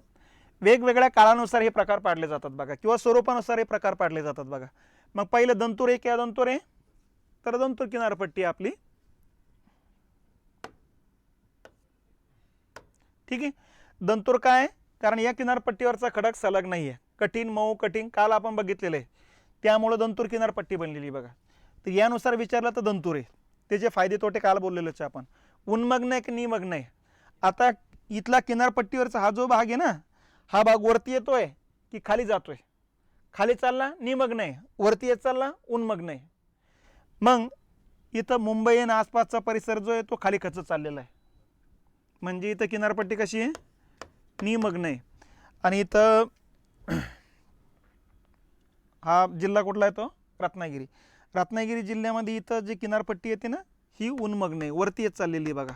कशावरून, त्याचं कारण असं आहे की अगोदर जो भाग होता तो वरती आल्यामुळे इकडे खाली गुहा वगैरे तयार व्हायला लागल्या, आणि गुहा तयार व्हायला लागल्यानंतर मग प्रत्येक वर्षीच्या नोंदी त्या ठिकाणी आहे.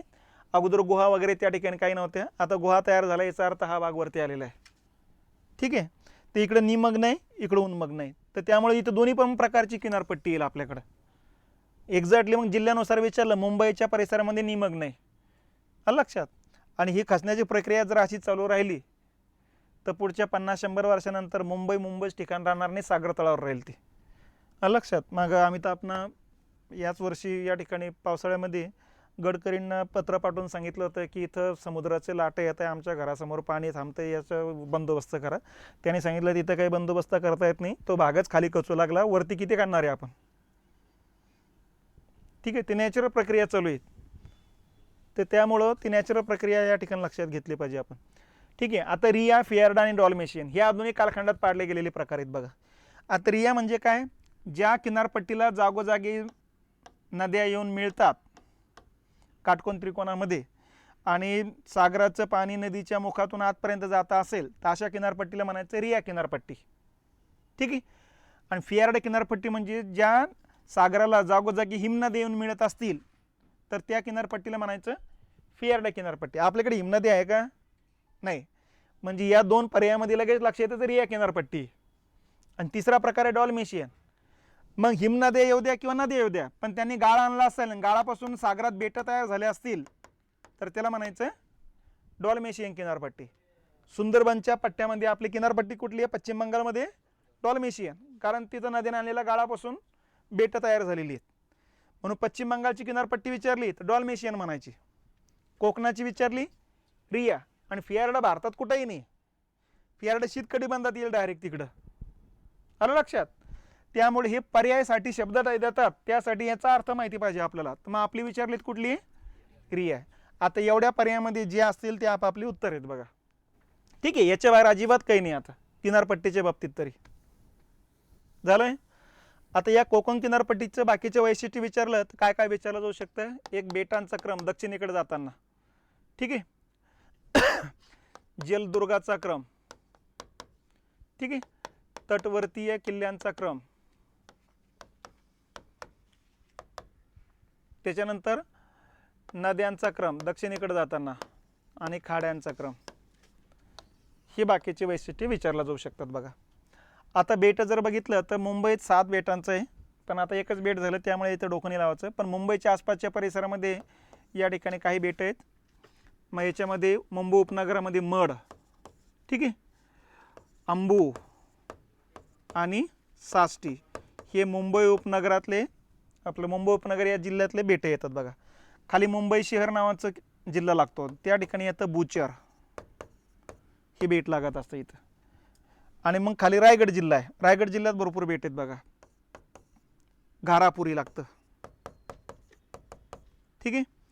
त्याच्याच खाली उंदेरी, त्याच्याच खाली खांदेरी, त्याच्याच खाली जंजिरा, नंतर कासा, नंतर त्याच्याच खाली कुठलं लागतं? कुलाबा. हे येतात रायगड जिल्ह्यातले बेट. आणि शेवटी सिंधुदुर्ग जिल्ह्यामध्ये कोर्टे नावाचं बेट लागत असतं बघा. ठीक आहे. हे बेट एकदम समुद्र किनारपट्टीच्या जवळचे. हां, कोर्टे थोडं मध्ये आहे समुद्रामध्ये. तर एवढंच बेट आहेत बघा. एवढंच बेटांचं लक्षात ठेवा. आणि याच्यामध्ये पण रायगड जिल्हाच लक्षात ठेवा. इकडचं कोर्टे एकच आहे त्यामुळे काही वाद नाही. किंवा असं लक्षात ठेवा कोर्टे एकदम खाली शेवटचं आहे इकडं आणि घारापूर एकदम उत्तरेकडचं आहे. कारण मड वगैरे हे विचारण्याची शक्यता आतापर्यंत नाही आहे बघा. पण ह्या बेटांवरती प्रश्न आहेत, याच्यावरती पण आहेत. जो काही सिंधुदुर्ग नावाचा जलदुर्ग जो आहे ना, ती या कोर्टे बेटावरती. सिंधुदुर्ग नावाचं कुठं शहर दिसणार नाही तुम्हाला, जिल्ह्याचं नाव आहे. रायगड नावाचं कुठं शहर दिसणार नाही तुम्हाला, ते रायगड किल्ल्याचं नाव येते त्याच्यावरून पडलेलं आहे. ते जिल्ह्याचं ठिकाण अलिबागला आहे. इथं ओरस बुद्रुकला आहे लक्षात. तर ठीक आहे. हे बेट या पद्धतीने लक्षात ठेवा. जलदुर्ग म्हणजे काय? चारी बाजूने पाण्याने वेढलेला किल्ले. आणि तटवर्ती किल्ले म्हणजे समुद्रात घुसलेला जो कठीण खडकाचा भाग आहे त्याच्यावरचे किल्ले. आणि गड किल्ले म्हणजे डोंगरावर असलेले किल्ले. आणि सकल जमिनीवर असलेले किल्ले म्हणजे भुईकोट किल्ले. किल्ल्याचे असे प्रकार असतात बघा. मग जलदुर्ग कुठले कुठले? ठीक आहे. उंदेरी, खांदेरी, त्याच्या खाली गेलं जंजिरा, त्याच्या खाली कासा. ठीक आहे. त्याच्यानंतर खाली जर आलं तर सिंधुदुर्ग नावाचा येतं. पण यांच्यामध्ये इथं सुवर्णदुर्ग आणि विजयदुर्ग पण येतात या ठिकाणी. ठीक आहे. तर तेही या ठिकाणचा भाग लक्षात घ्या. याचा तुकडा पडलेला आहे तो जमिनीचा. मग सुवर्णदुर्ग रत्नागिरीमध्ये आहे आणि विजयदुर्ग जो येतो तो बरोबर दोन्ही जिल्ह्याच्या बॉर्डरवरती येतो. आणि मग खाली येतो सिंधुदुर्ग. तर असे हे 4-5 किल्ले लक्षात ठेवा. खांदेरी उंदेरी एकत्रच पकडला जातो बघा. कारण या दोन्ही बेटांवरती तो एकच किल्ला येतो म्हणून त्याला खांदेरी उंदेरी म्हणतात त्याला. ठीक आहे. नंतर जंजिरा आहे, कासा आहे 3, सुवर्णदुर्ग 4, विजयदुर्ग 5, सिंधुदुर्ग 6. हे जलदुर्ग लक्षात ठेवा. हे झालं. तटवर्ती किल्ले म्हणजे समुद्रात घुसलेला जमिनीचा जो भाग आहे त्या भागावर असलेले किल्ले आहेत बघा. मग त्या भागात कुठले कुठले? इथं सर्वात अगोदर लागेल अर्नाळा. कुठला जिल्हा? पालघर लक्षात. आणि पालघरच्याच शेवटी या ठिकाणी लागतो वसई. हे 2 आहेत तटवर्ती किल्ले पालघर जिल्ह्यामध्ये. रायगड जिल्ह्यामध्ये लागतो 3ऱ्या नंबरवरती द्रोणागिरी. तुम्ही जर नावाशेवा बंदरावर गेले असेल तर त्याच्या बाजूलाच आहे, तिथून रोडवरून इथूनच जातो रोड, त्याच्याच खाली लागत असतो चोला. ठीक आहे. बरोबर जवळ आहे, 8-10 किलोमीटरच्या अंतराने आहे बघा. ठीक आहे. इथं रत्नागिरीमध्ये जर बघितलं आपण, इथं जयगड आणि रत्नगड हे लागतात बघा असे. तर हे 6 तटवर्ती किल्ले आहेत. रत्नगडवरून रत्नागिरी पडलेले. हे 2 रत्नागिरीमध्ये आहे, रायगडमध्ये आहे, पालघरमध्ये आहे. ही तटवर्ती किल्ले लक्षात ठेवायचे. आता नद्या आणि खाड्या आणि त्यांचा क्रम या हिशोबानं लक्षात घ्यावा लागेल आता. तर अशा पद्धतीनं हे कोकणाचा एक भाग येतो असतो बघा. नद्यांमध्ये बघा पहिल्यांदा इथं पहिली नदी लागते, जिल्ह्यानुसार पण लक्षात ठेवा, दक्षिणेकडच्या क्रमानं पण लक्षात ठेवा. इथली नदी लागेल पहिली दमणगंगा. ठीक आहे. दुसरी नदी लागते सूर्या. तिसरी नदी लागते वैतरणा. चौथी नदी इकडून येत असते अशी तानसा. तानसा इकडून ठाण्यामधून येते आणि इकडे जात असते बघा. या तिन्ही नद्या एकमेकांमध्ये विलीन होतात. इथून वाहणारी नदी आहे उल्हास. ठाणे जिल्हा सुरुवात होतो. आता उल्हासचे 2 प्रवाह तयार होतात, एक इकडून जाते सागराला, एक इकडून जाते बघा. हिला मग मुरबाडी, काळू आणि भातसई अशा 3 नदी येऊन मिळतात बघा उजव्या बाजूनं. नंतर रायगड जिल्ह्यामध्ये जर बघितलं तर पाताळगंगा रायगड जिल्ह्यातली पहिली नदी. दुसरी नदी जर बघितली आपण आंबा, नंतर कुंडलिका, नंतर काल आणि नंतर बरोबर बॉर्डर तयार करणारी नदी आहे सावित्री. मग सावित्री रत्नागिरीत पकडा किंवा रायगडमध्ये पकडा किंवा बॉर्डर तयार करते बघा. या नद्या आहेत. रत्नागिरी आता इकडे खाली पावसाचं प्रमाण वाढत चाललं, आता नद्यांची संख्या वाढत जाणार. सावित्री नंतर येते बघा भारजा. ठीक आहे. नंतर जोग, नंतर या बाजूने येईल जगबुडी, जगबुडी जाऊन मिळते वशिष्ठीला, मग वशिष्ठी लागते. नंतर लागते शास्त्री, नंतर काजळी, नंतर मुंचकुंडी, नंतर काजवी. एवढ्या नद्या तिथं.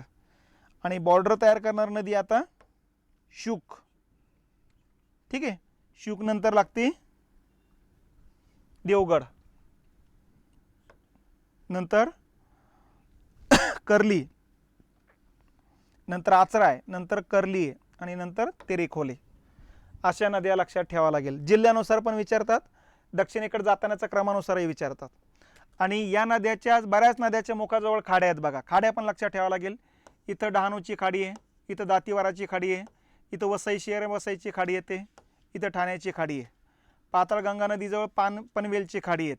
आंबा नदीजवळ धरमतरची खाडी आहे. ठीक आहे. कुंडलिका, रोहा, काल, राजापुरीची खाडी आहे. आणि सावित्री नदी काठीजवळ बानकोटची खाडी आहे. ठीक आहे. खाली भारजा नदीजवळ केळशीची खाडी लागते असते. ठीक आहे. वशिष्ठी नदी काठीजवळ दाभोळची खाडी आहे. ती शहर आहे त्या ठिकाणी, त्यामुळे त्यांना त्या माहीत असेल तिथलं शहर लक्षात घ्यायचे बघा. नकाशात बघून एकदा. शास्त्री नदीजवळ जयगडची खाडी आहे. ठीक आहे. काजळी नदीच्या मुखाजवळ भाट्टेची खाडी आहे. नंतर काजळी नंतर मुंचकुंडी आहे, पूर्णगडची खाडी लागते. काजवी नदीच्या मुखाजवळ जैतापूरची खाडी लागते. ठीक आहे. खाली मग शुक नदीजवळ वाघोटन किंवा विजयदुर्गची खाडी लागते. देवगडच्या मुखाजवळ देवगडची खाडी, आचरा नदीच्या मुखाजवळ आचऱ्याची खाडी, गड नदीच्या मुखाजवळ कालावलीची खाडी आहे, कर्ली नदीच्या मुखाजवळ कर्लीची खाडी, तेरेखोलच्या मुखाजवळ तेरेखोलची खाडी. तर अशा पद्धतीने हा खाड्यांचा क्रम पण लक्षात घ्यायचा. आता याच्यामध्ये तुम्ही असं पाठ करण्याची गरज नाही. एक जनरल आयडिया तयार करायचा प्रकार करायचा. कधी पण पाठ काय काय करत बसणार आहे आपण, किती दिवस करणार आहे, आलं लक्षात. जिल्हे आणि ते गावं नकाशात एकदा दोनदा बघा, अरे हे गाव वरचं आहे आणि हे गाव खाली, हे जरी लक्षात आलंय की झाला प्रकार. या पद्धतीनं लक्षात घ्या. आता फक्त लक्षात घ्या नद्याचा बद्दल काय आहे इथलं वैशिष्ट्य. कोकणातल्या सगळ्या नद्या सह्याद्रीत उगम पावतात. सगळ्या नद्या सागराला येऊन मिळतात, अरबी सागराला. सगळ्या नद्या पश्चिम वाहिनी नद्या आहेत. सगळ्या नद्या अतिशय वेगानं वाहतात, कारण एकदम उंचीकडून कमी उंचीकडे वाहतात. सर्व नद्या हंगामी वाहणाऱ्या नद्या, वर्षभर वाहत नाहीत. ठीक आहे. त्याच्यानंतर या नद्याच्या मुखाजवळ खाडी आहेत. तर खाडी म्हणजे काय, सागराचं भरतीचं पाणी नदीच्या मुखातून जिथपर्यंत आत जातो तेवढा एरिया, त्याला म्हणायचं खाडी. तर अशा पद्धतीनं एवढे वैशिष्ट्य. आणि यात लक्षात ठेवा, उत्तर कोकणातल्या नद्यांची लांबी जास्त आहे, दक्षिण कोकणातल्या नद्यांची लांबी कमी, कारण दक्षिण कोकणाची रुंदीच कमी आहे. मग सर्वाधिक लांबीची वैतरणा आणि उल्हास आहे. Vaitarna 154 kilometre, Ulhas 130 kilometre. ठीक आहे. सर्वात प्रदूषित नदी पाताळगंगा आहे. आणि पठारावरची विचारली ती पंचगंगा आहे. पंचगंगेतल्या आता बातम्या तुम्ही बघितलं असेल ना, मासे बरेच मरण पावलेले आहेत. तर ह्या बातम्यावरून लक्षात घ्यायचं ते. आता कोकणाचा शेवटचा पार्ट आलाच काही प्रश्न, तर मग उपभागावरती येतो. दोन उपभाग आहे, आडवे पण उभे पण. आडवे लक्षात घ्या अगोदर. आडवे हा दक्षिण कोकण आहे, हा उत्तर कोकण आहे. दक्षिण कोकणात 2च जिल्हे, रत्नागिरी, सिंधुदुर्ग. उत्तर कोकणात हे 5 जिल्हे आहेत. आता हे भाग कशाच्या आधारे पाडले, जमिनीच्या आधारे. इथली जमीन सकल आहे आणि इथली जमीन खालीवर खालीवर खालीवर आहे. म्हणजे उत्तरेकडून दक्षिणेकडे गेलो तर उत्तरेकडे जमीन सकल, दक्षिण जमीन सुरू झालेत असे खालीवर खालीवर, म्हणून 2 भाग, दक्षिण कोकण, उत्तर कोकण. आता हा भाग खालीवर काय, कारण इकडे पाऊस जास्त आहे. इकडे पाऊस 250 ते 300 सेंटीमीटर पाऊस पडतो बघा. पाऊस जास्त असल्यामुळे नदी नाले ओढे जास्त आहे इकडं, म्हणून खालीवर खालीवर भाग बनलेला आहे. इकडे पाऊस कमी आहे, 150 ते 200. म्हणून एक वेळेस प्रश्न होता, कोकणामध्ये कोणीकडून कोणीकडे जाताना पावसाचं प्रमाण कमी होत जाईल. उत्तरेकडून दक्षिणेकडे जाताना, दक्षिणेकडून उत्तरेकडे जाताना, पश्चिमेकडून पूर्वेकडे जाताना, असे खाली पर्याय होते बघा. तर दक्षिणेकडून उत्तरेकडे जाताना पावसाचं प्रमाण कमी होत जाते. तर हे आकडेवारी त्या ठिकाणी अप्लाइड करत चालायचं आपण. ठीक आहे. इथं पाऊस कमी, इकडे पाऊस जास्त. इकडे पाऊस कमी असल्यामुळं मृदा कुठली येते, तांबडी. आणि इकडे पाऊस जास्त असल्यामुळे मृदा कुठली येते, जांभी. हिचा pH जो आहे तो 4 ते 6च्या दरम्यान, आणि याचा pH 4 पेक्षा कमी आहे. खूप ॲसिडिक आहे, ही कमी ॲसिडिक आहे. इथं तांदूळ येणार आहे किंवा चिकू येईल किंवा केळी येईल, आणि इकडं फक्त फळं आणि मसाले येऊ शकतात, तांदूळ पण येणार नाही.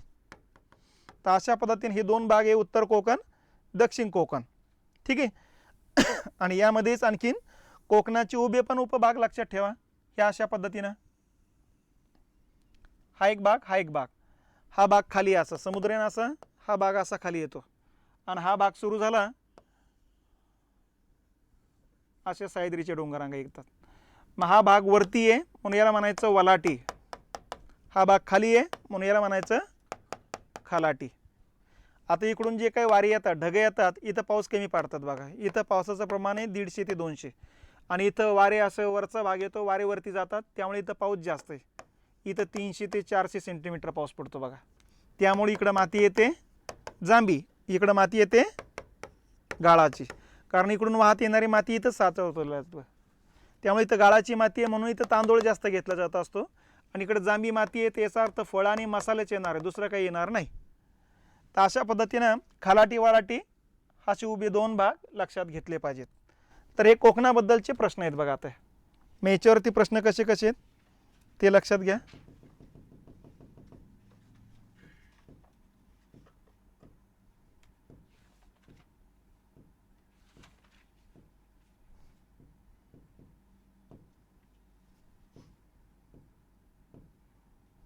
हा प्रश्न होता. मग मालवण जवळील खांदेरी बेट, आता मालवण जवळ कुठलं येतं आहे, कोरटे बेट येतं.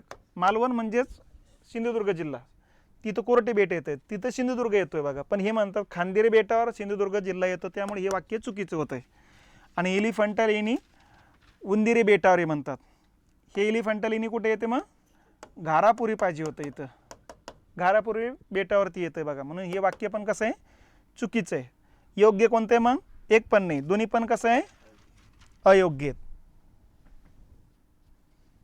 ठीक आहे. हे जनरल आयडिया करून घ्यायचे, आता काही विशेष नाही. उत्तर पण करेक्शन लक्षात आलंय. महाराष्ट्रात खालील सागरी किल्ले दक्षिणेकडून उत्तरेकडे जाण्याचा क्रम आहे. हे सागरी किल्ले, आता जलदुर्ग म्हणायचं आपण याला. आता दक्षिणेकडून विचारायला, दक्षिणेकडे सिंधुदुर्ग येईल पहिला, म्हणजे हे पर्याय तुमचे कटले जाता, कारण सिंधुदुर्ग इकडं पर्यायामध्ये आहे ना. या दोन पर्यायापैकी उत्तर आहे. आता जंजिरा रायगडमध्ये येतोय, हा विजयदुर्ग बॉर्डरवर, रत्नागिरी आणि सिंधुदुर्ग, म्हणजे उत्तर काय येईल, मग 3 नंबर येते बघा. ठीक आहे. हे टॅक्स असिस्टंटचे प्रश्न आहेत बघा. हाच फॉर्मॅट राहील, एवढं लक्षात ठेवा. खालाटी हा शब्द खालीलपैकी कशा संबंधित आहे. कोकण किनारपट्टीवर वाळूची दांडी आहे का, याला बीच म्हणतात. कोकणाच्या पश्चिमेकडील सागर किनाऱ्यालगतचा सकल भाग, हे उत्तर येईल. हा सकल भाग आहे.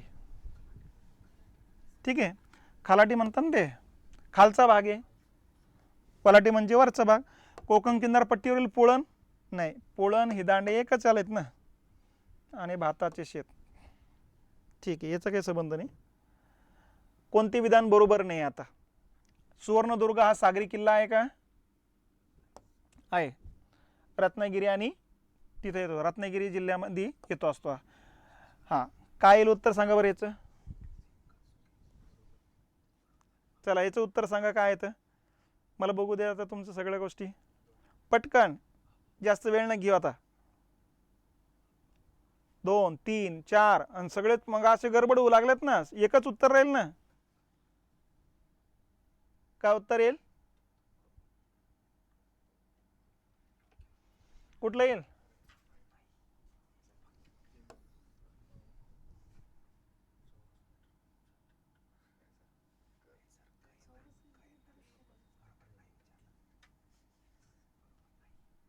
हो ना. मग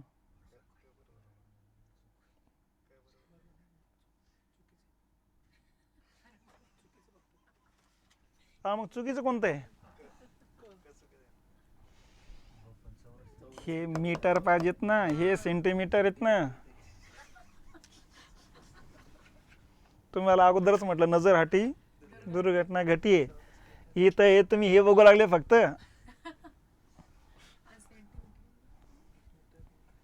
हे असं कुठं सेंटीमीटर, चौरस सेंटीमीटर असं कुठं असतं का. ठीक आहे, अगोदर झालेलं आहे बरं का आपलं, तरी पण आज चुकायला म्हटलं अवघडच. वैतरणा ही कोकणातली नदी आहे, कोकणातल्या सगळ्या नद्या पश्चिम वाहिनी, ही पूर्व वाहिनी नसायला पाहिजे. इथं इथं पश्चिम असतं ना, मग बरोबर असतंय. ठीक आहे, हेही बरोबर आहे तसं, पण इथं मग मीटर पाहिजे होतं. आला का फरक लक्षात येतोय ना? हां, हे तर क्लिअर कट बरोबर दिलेलं आहे त्याने. सागरी किल्ला आहे, रत्नागिरी जिल्ह्यात काय असं विचारलेलं नाही त्याने. ठीक आहे, आलं का लक्षात ये? ठीक आहे, म्हणून ते असे मार्क जाणं म्हणजे मग सिली मिस्टेक म्हणायचे आता, म्हणून म्हटलं की थोडं लक्ष ठेवा फक्त. चला, प्राकृतिक विविधतेमुळे कोकणाचे कोणते 2 उपभाग पडतात? पटपट नंबर सांगा.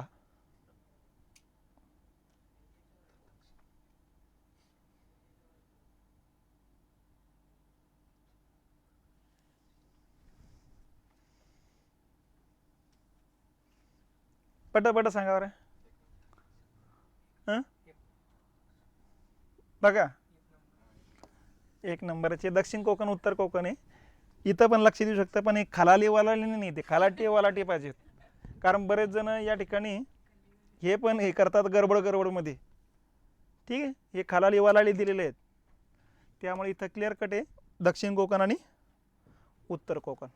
चला, हा पण पटकन घ्या. कोणत्या किनाऱ्याचा प्रकार आहे कोकणाचा? कारण या आधुनिक पद्धतीने प्रकार विचारलेले आहेत त्यांनी.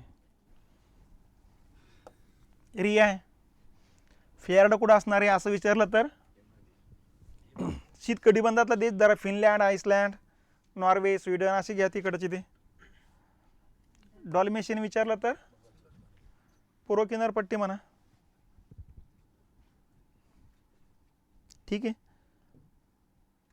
उत्तरेकडून दक्षिणेकडे रत्नागिरी जिल्ह्यातल्या नद्या आहे फक्त आता, आणि उत्तरेकडून दक्षिणेकडे पण पाहिजेत. 2 गोष्टी लक्षात घ्या.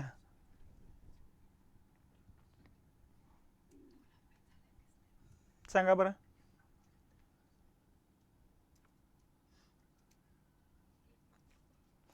उत्तर देत चला, चुकू द्या, पण निदान तुमच्या लक्षात येईल ना. तिथं चुकलंच नाही तर सुधारणार कसं आहे? चुकणार नाही यासाठी काळच नाही करायचं, हे पण सगळ्यात भयंकर आहे. कुठला येईल? 1 नंबर उत्तर येईल. आले का लक्षात? सावित्री बॉर्डरवर आहे, इकडे घेऊ शकता तिकडे घेऊ शकता, असं काही हे नाही. ठीक आहे, इथं जर बघितलं वशिष्ठीच्या अगोदर झोक पाहिजे होती, इथं भारतात आणखीन अगोदर, हे उलटा क्रम झाला. आणि इथं पण लक्षात ठेवायचं, तुम्हाला आता माहीतच नाही ना उत्तर, याला पर्याय कमी करायचे. बघा, पर्याय कसे कमी करायचे ते लक्षात घ्या. हे बघा, सावित्रीने सुरुवात आहे, इथं हे 2 पर्याय आणखीन वेगळे येतात, म्हणजे लक्षात यायचं हे किंवा हे उत्तर आहे. किंवा दुसरा मुद्दा काय करायचं, एक पर्याय दक्षिणेकडे जातानाच असणार आहे, एक उत्तरेकडे जातानाच असणार आहे. मग उलटा पालटा केलेला कुठला आहे? हे इथं आणि हे उलटा केलेलं आहे, याचं उलटा झालेलं नाही बघा. मग अगोदर हे किंवा हे होतं, आणि आता लक्षात येते या 2 पैकी याचा अर्थ उत्तर हे. लक्षात येतंय का? तुम्हाला माहीतच नसेल, आता हे भरपूर नद्या म्हटल्यावर माहिती राहणारची शक्यता कमी आहे ना. झालं का? माहीतच नाही आता, तर इथं पहिला लक्षात घेतलं पाहिजे, अरे उत्तर या 2 पैकी, हे 2 पर्याय असं कटून टाकायचं पहिलं. आता 2 पैकी कोणतं आहे? मग आता हा पर्याय कसा असा असा आहे, याचं उलटं आहे का काही, किंवा याचं उलटं आहे का काही? मग ज्याचं उलटं आहे तो पर्याय असणार आहे, याचंच उलटं दिलेलं आहे. हे ज्याचं तुम्हाला हे बघा उत्तर माहीत असेल तर क्लिअर कटच चालतं तुम्ही तुमचं. आपण ते पण विचार करून ठेवलं हवं की ज्याच्याबद्दल तुम्हाला काही माहिती नाही.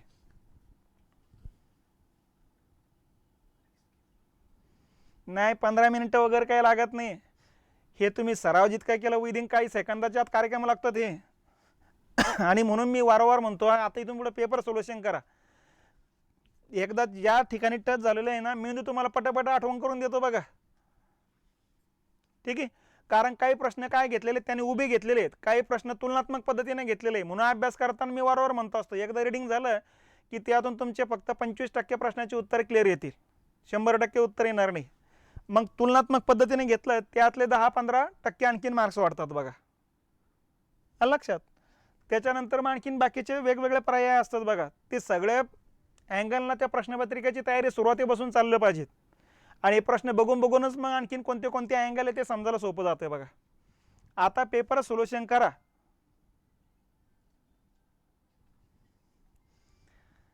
जय माता दी म्हणा, काही म्हणा, पण उत्तर आणा पहिले.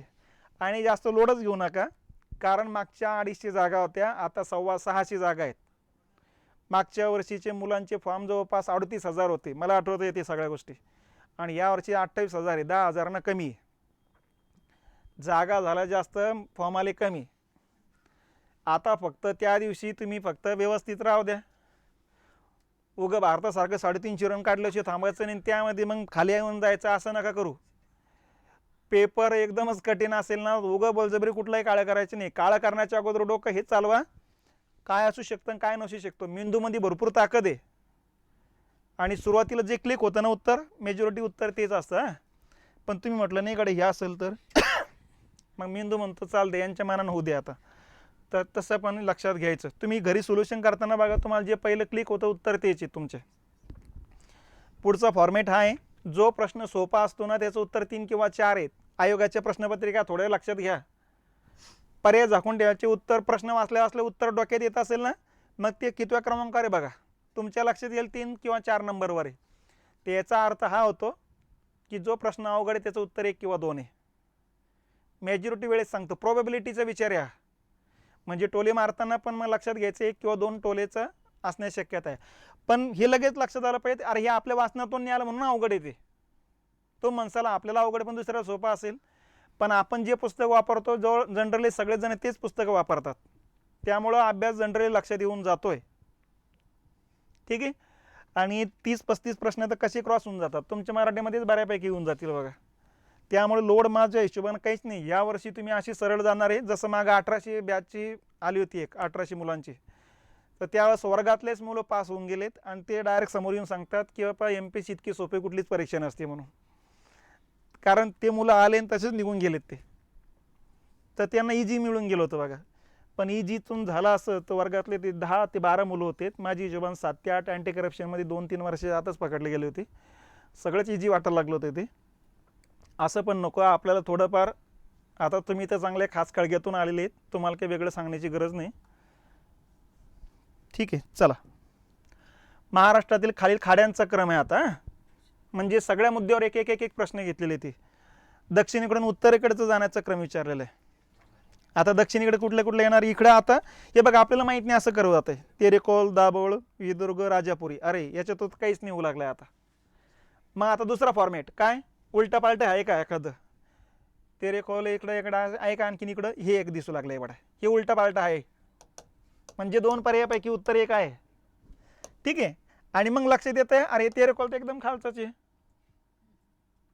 समजतंय का. आपल्याला काही माहित नाही असं गृहीत धरून आपण चाललेलो आहे. ठीक आहे. कारण आता अभ्यासापेक्षा या मुद्द्यावरती भर द्यावा लागेल. अभ्यासच म्हटलं मग पाठच करावं लागेल सगळं. झालं काय. इथं आपण काही बरोबर आहे की नाही बरोबर बघून घ्या बरं का. ओके, बरोबर आहेत ते.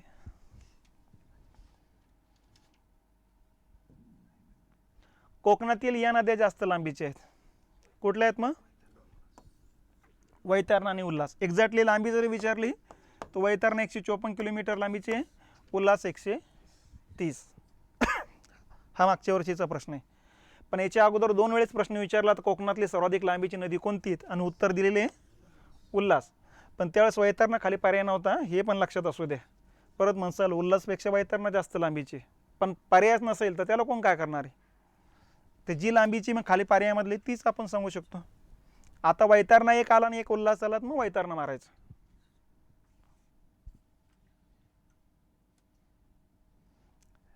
जिल्हा आता ही वैतरणा कुठल्या जिल्ह्यातली आहे, पालघर जिल्ह्यातली. साधा सरळ हिशोब आहे ना, उत्तरेकडून दक्षिणेकडे जाताना कोकणाची लांबी रुंदी कमी कमी होत जाते. म्हणजे दक्षिणेकडच्या नद्यांची लांबी कमी. म्हणजे पालघर आहे आणि हा त्याच्या खालच्या जिल्ह्यात आहे, ठाणे जिल्ह्यात आहे. ठीक आहे. सावित्री बॉर्डरवर आहे, रत्नागिरी आणि रायगड. वशिष्ठी रत्नागिरीमध्ये आहे, रत्नागिरी आहे. तानसा पालघरमध्ये आहे, ठाण्यामध्ये. ठीक आहे. आता हे सुरू झालं इथून पुढं सह्याद्री डोंगररांगेबद्दलचे प्रश्न. ठीक आहे. मग सह्याद्री डोंगररांगेबद्दल थोडक्यात आता समजून घेऊ.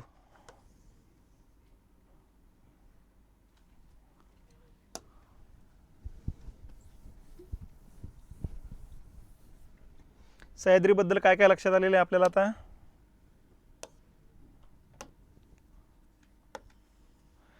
सह्याद्री डोंगररांगा अगोदर लक्षात घ्या, बरोबर कोकण आणि पश्चिम महाराष्ट्र यांची सीमा तयार करते. दक्षिण उत्तर दिशेने आहे. कोणत्या दिशेने एक वेळेस प्रश्न होता, दक्षिण उत्तर दिशेने आहे. मागच्या वेळेचा प्रश्न होता महाराष्ट्राच्या पश्चिमेकडे कोणत्या डोंगररांगा आहे? सह्याद्रीचे. म्हणजे काही प्रश्न अवघड नाही आहे. ठीक आहे. त्याच्यानंतर या डोंगररांगा खऱ्या अर्थानं कुठून सुरुवात होतात? इथं तापी नदीचं खोरे बघा, इथून सुरुवात होतात कन्याकुमारीपर्यंत. टोटल लांबी किती आहे? 1600 किलोमीटर आहे. यातली महाराष्ट्रातली लांबी किती आहे? 440. पण सरळ पकडली तर 440, वेडी वाकडी पकडली 650 आहे. ठीक आहे. पश्चिमेकडचा उतार तीव्र आहे कारण असा आहे, आणि पूर्वेकडचा उतार मंद आहे. लक्षात, इकडे तीव्र आहे, इकडे मंद आहे. त्याच्यानंतर रुंदी, उत्तर भागामध्ये रुंदी जास्त आहे आणि जसं जसं दक्षिणेकडचा भाग येतो तस तशी रुंदी कमी होती बघा. आता उत्तर भागात रुंदी जास्त आहे म्हणून उत्तर भागात उंची पण जास्त येते. जिथं रुंदी जास्त तिथं उंची पण जास्त, म्हणून या भागातली उंची काही काही ठिकाणी जवळपास 1300 मीटरपर्यंत आहे आणि दक्षिणेकडचा भाग येताच 900 मीटरपर्यंत खाली उंची येते. म्हणजेच महाराष्ट्रामध्ये सह्याद्रीची उत्तरेकडून दक्षिणेकडे जाताना उंची कमी होते.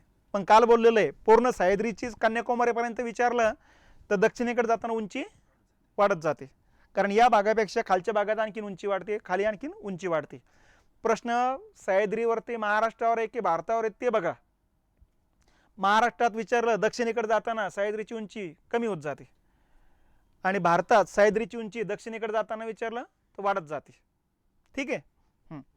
मग इथं वरच्या भागात रुंदी जास्त म्हणून उंची जास्त आहे, दक्षिण भागात रुंदी कमी आहे म्हणून उंची पण कमी आहे. आता हे सरासरी उंची आहे, शिखराची उंची याच्यापेक्षा जास्त राहणार आहे आणि दरीची उंची याच्यापेक्षा कमी असणार आहे. ठीक आहे. निर्मितीचं कारण तुम्हाला सांगितलेलंच आहे. ज्वालामुखी कारण राहील, ज्वालामुखी पर्याय नसेल तर भूप्रस्तरभंग किंवा गट पर्वत म्हणून आपण त्याला, खाली कसला गेल्यामुळं, हे त्याचं कारण राहील बघा. मग आता कोणताही डोंगर घ्या, सह्याद्रीच काय, डोंगरावरचा काय भाग सकल आहे, काय उंचवट्याचा आहे, काय खोलगट आहे, हे अशा प्रकारची रचना. याला काय नाव आहे मग? घाटमाता. इथं थंड हवेची ठिकाणे किंवा गड किल्ले असतात बघा. याला काय नाव आहे? शिखर. आणि याला नाव आहे दरी. दरीच्या भागात जे काही रस्ते त्याला नाव दिलं आपण मग घाट. घाट कुठं असणार आहे? दरीच्या भागातून असणार आहेत. आता यानुसार आता शिखर जर बघितले तर सर्वाधिक उंची शिखर येत आहे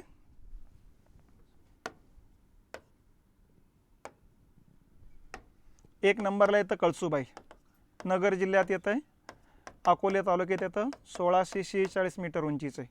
2 नंबरला या ठिकाणी येतं साल्हेर, 1567 आहे, नाशिक जिल्ह्यात सटाणा तालुक्यात आहे. 3 नंबरला येतं महाबळेश्वर, सातारा जिल्ह्यातच महाबळेश्वर तालुका आहे, 1438. 4 नंबरला कळसुबाईच्या दक्षिणेकडे लागून आहे नगर जिल्ह्यात अकोले तालुक्यामध्येच हरिश्चंद्रगड, 1424 मीटर. हे पहिले 4 अगोदर विचारण्याची शक्यता जास्त राहायची बघा. ठीक आहे. आता हे 4 राहिलेले नाही, आता पुढचे 4 वरती प्रश्न सुरू झाले. आता पुढचे 4 म्हणजे 5 नंबरचा. आता 5 नंबरचा येतो, इथं अशा डोंगर रांगा लागतात बघा, सप्तशृंगी येतं. आता सप्तशृंगी येतं 1416, नाशिक जिल्ह्यात कळवण तालुक्यात आहे. 6 नंबरला येतं तोरणा, पुणे जिल्ह्यात आहे, वेल्हे तालुक्यात येते, 1404. ठीक आहे. 7 नंबरला येतं राजगड, वेल्हे तालुक्यातच, 1376 मीटर उंचीचं आहे, पुणे जिल्ह्यामध्ये. ठीक आहे. त्याच्यानंतर राजगड नंतर रायरेश्वर, रायरेश्वर 1373 मीटर उंचीचं आहे, भोर तालुक्यात येतं, पुणे जिल्ह्यामध्ये. हे 4 हे लक्षात घ्यायचे. आता 4 आणि 4 8 झालेत. 9व्या क्रमांकाचं सर्वाधिक उंची शिखर आता सह्याद्रीच्या पलीकडे येतं बघा, सातपुडा डोंगर रांगेमध्ये येतं. इथं कुठलं येतं? अस्तंभा, हे 9 नंबरला येतं असतं. इथं अकराणी तालुका लागतो नंदुरबार जिल्ह्यामध्ये, त्या ठिकाणी येतं, 1325 मीटर आहे. आणि 10 नंबरला नाशिक जिल्ह्यामध्ये त्र्यंबकेश्वर लागतं बघा, त्र्यंबकेश्वरच तालुका आहे, 1304 मीटर उंचीचं आहे. तर हे 10 तरी शिखरं थोडक्यात कोणतं मोठं आहे कोणतं छोटं आहे आकडेवारी लक्षात नका ठेवू, पण उतरत्या क्रमांक तरी लक्षात ठेवाय. ठीक आहे. जिल्हे पण विचारलेले तालुके विचारलेले नाही आतापर्यंत. तालुके त्यामुळं थोडं वेगळे पण लक्षात ठेवायचं इथे. झालंय. सह्याद्रीबद्दलचा हा पहिला मुद्दा शिखराचा. दुसरा घाटमाथ्याचा आहे. मग घाटमाथ्याचा काय एरिया आहे हे बघा. घाटमाथ्याबद्दल लक्षात ठेवायचं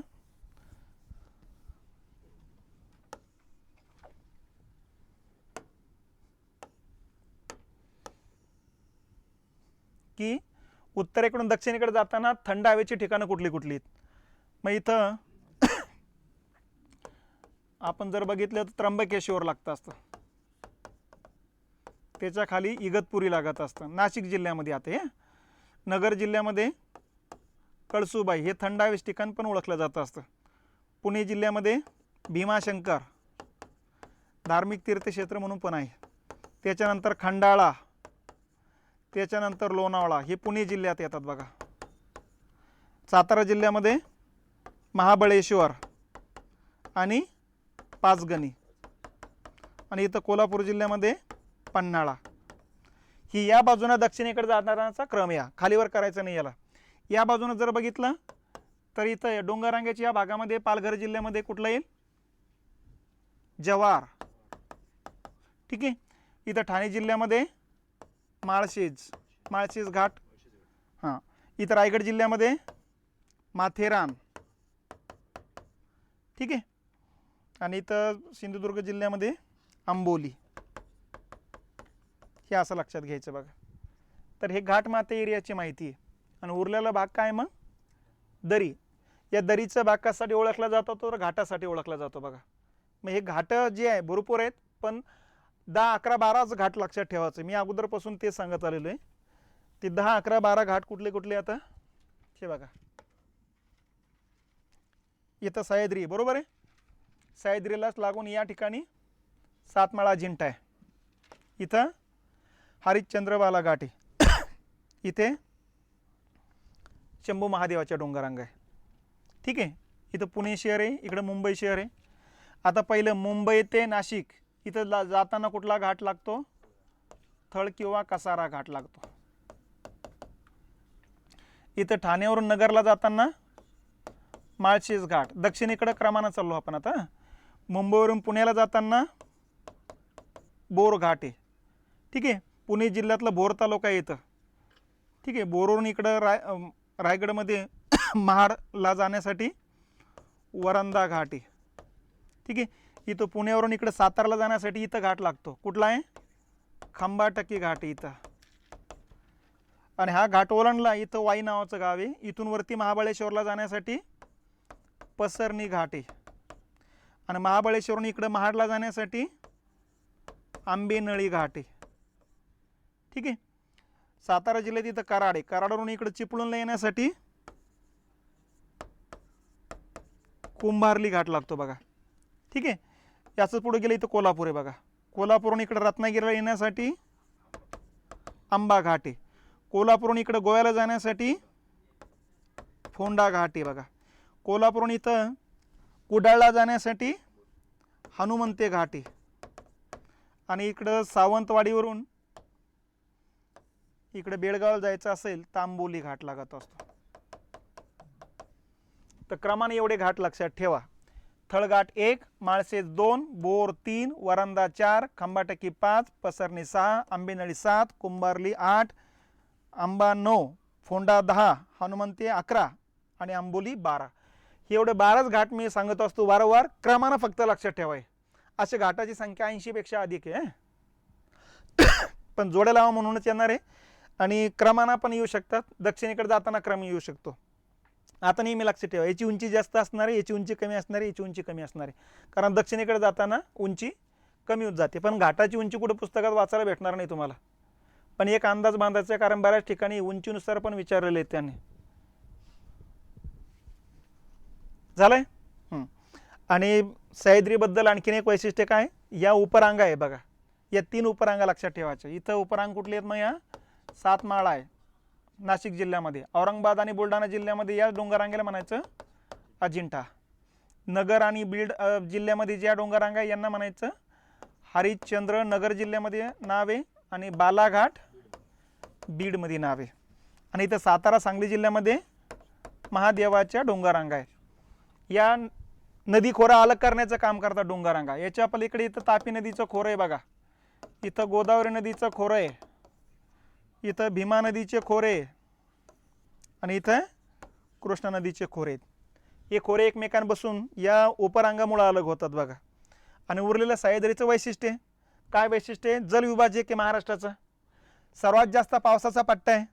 यात सर्वात जास्त पाऊस पडतो आंबोलीला 745, 2 नंबर महाबळेश्वर 623 सेंटीमीटरमध्ये आहे, 3 नंबरला गगनबावडा 621, 4 नंबरला माथेरान 517, 5 नंबरला खंडाळा 471 आणि त्याच्या बाजूला लोणावळा 430. तर या पद्धतीनं सर्वाधिक पावसाचं ठिकाण हाच पट्टा आहे. सरासरी पाऊस पडतो सह्याद्रीवरती 300 ते 500 सेंटीमीटर. आणि म्हणून इथूनच एकतर पश्चिमेला नद्या वाहतात किंवा पूर्वेला वाहतात. म्हणून महाराष्ट्राचा जलविभाजक आहे. यातही दक्षिण भागात पावसाचं प्रमाण जास्त आहे, उत्तरेकडे जाताना पावसाचं प्रमाण कमी होत जाते. ठीक आहे. तर हा एक मुद्दा या ठिकाणी लक्षात घ्यायचा आहे. सर्वात जास्त जैवविविधता असलेला पट्टा आहे आणि सर्वात प्राचीन जैवविविधता असलेला पट्टा पण, आणि युनेस्कोच्या वारसा हक्काच्या यादीत समावेश झालेला पट्टा हा. किती स्थळांचा समावेश आहे? 39. यापैकी महाराष्ट्रातले किती आहे? 4. 39वा या वर्षी समावेश केला बरं का त्यांनी, त्यामुळे आपल्या पुस्तकात 38 असेल. झालंय का? ती एवढी सह्याद्रीबद्दलची माहिती. आता सह्याद्रीवरती जे काही प्रश्न आहेत त्या प्रश्नाकडे जाऊ आपण.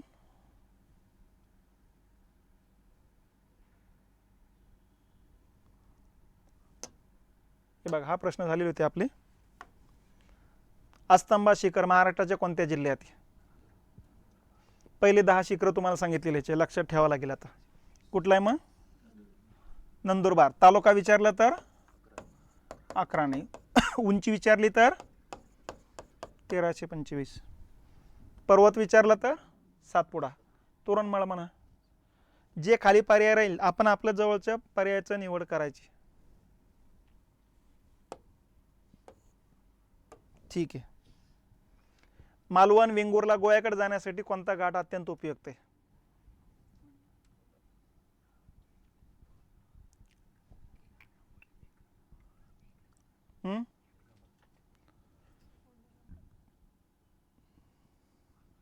सांगा पटपट.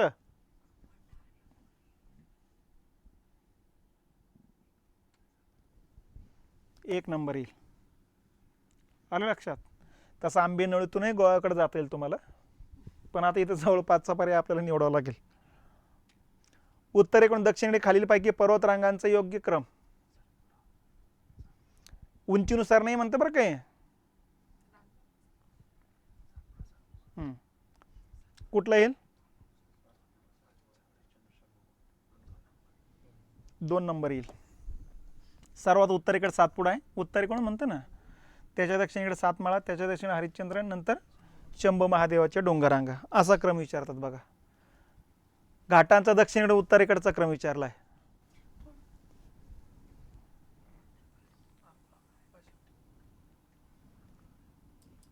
घाटांचा कुठला येईल? परत तेच मुद्दे, मग हे सोडून द्या, आपल्याला माहिती नाही. हाय काय इथं काही समान नाहीये. ओके, सोडून द्या. मग आता दुसरा फॉर्मॅट अपोजिट आहे का काही? याचे अपोजिट ही दिसू लागले. या 2 पर्यायापैकी उत्तर आहे, म्हणजे 2 पर्याय कटवलेत तुम्ही. आता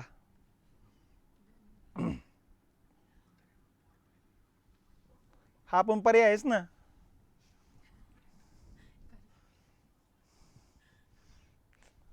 ठीक आहे. आता माहीतच लागेल त्याला, आपलं फॉर्मॅटच इथं बसत नाही. आता कोणीकडे दक्षिणेकडे उत्तरेकडे. फोंडा, आंबा, कुंभारले, बोर. ठीक आहे. इकडे पण बघा,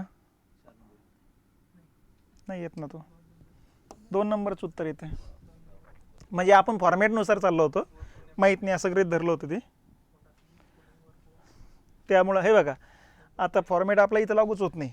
दोन्ही अँगल आपले चुकू लागलेत, कारण पहिल्या मुद्द्यानुसार पण आला नाही आणि अपोजिट होणारे 2 पर्याय आले तेही लागू होत नाही. म्हणजे त्यांनी पण त्याही विचार करून ठेवलं मुलं असे डोकं लावतील म्हणून.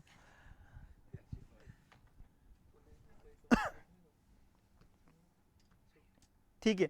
हा पर्याय कटत होता, हा एकदम उत्तरेकडे बापा. हा पर्याय कटत होता, पण मग आता हे बाकीचे 3 पर्यायामध्ये फोंडा येत होता दक्षिणेकडे, पण मग पुढचा क्रम बरोबर आहे की नाही आपल्याला काय माहिती आणखी. चला पुढचा, समुद्र सापडे उंचीनुसार उतारता क्रम आहे आता.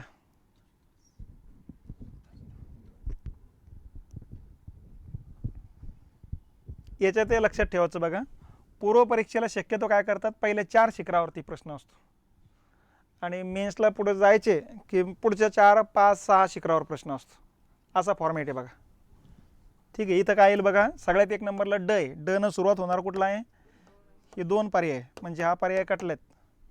2 नंबरला चालले रे, येतं झालं. बाकीचे समजून घ्या, उंची माहीत नसेल तर त्या हिशोबाने विचार करून ठेवा, किंवा मग तुम्हाला हे काहीच माहीत नाही अशा फॉर्मॅटमध्ये चला. इथं ड आहे, हे आणि हे ब आहे, 4 ते पर्याय कुठं लागले इकडे, मग 2 राहतात. 4 मधून 2 पर्याय आले म्हणजे 50% प्रॉबिलिटी वाढवू शकतो आपण. त्याच्यानंतर मग इथं बघा, ड नंतर क येतं, इथं आहे, इथं क आहे, मग आपल्या हिशोबाने हे येत आहे. अलग लक्षात. ठीक आहे. कोणती पर्वतरांग तापी आणि गोदावरी नद्याच्या जलविभाजक आहे, तुम्हाला सांगितलं होतं एकतर जलविभाजक विचारला जाईल किंवा क्रम विचारला जातोय. तापी आणि गोदावरीचे जलविभाजक कुठले, मग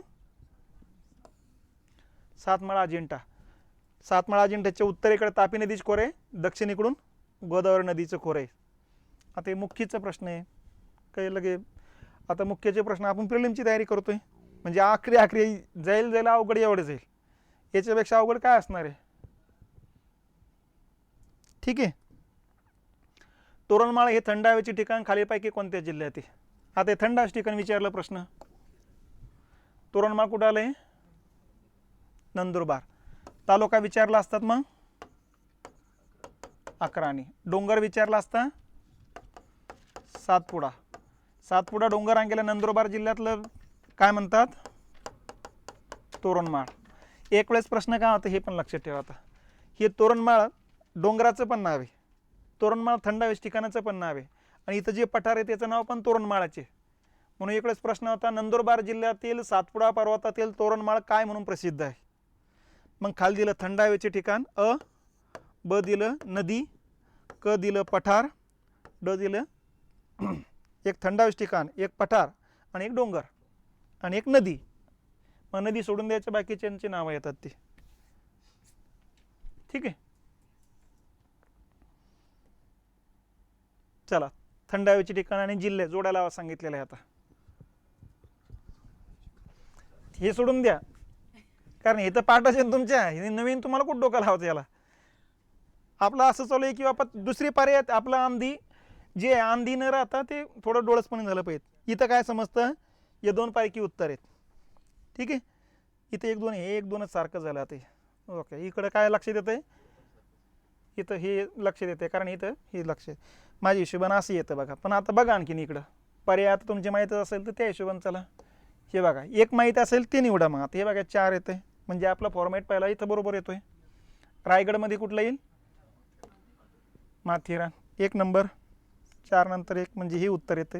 हा फॉर्मॅट पुढे जास्त जाऊ नका, इथंच फक्त निवडण्यासाठी वापरा फक्त, कारण पुढचे पर्याय लागूच होतील याची गॅरंटी नाही दिसू लागली.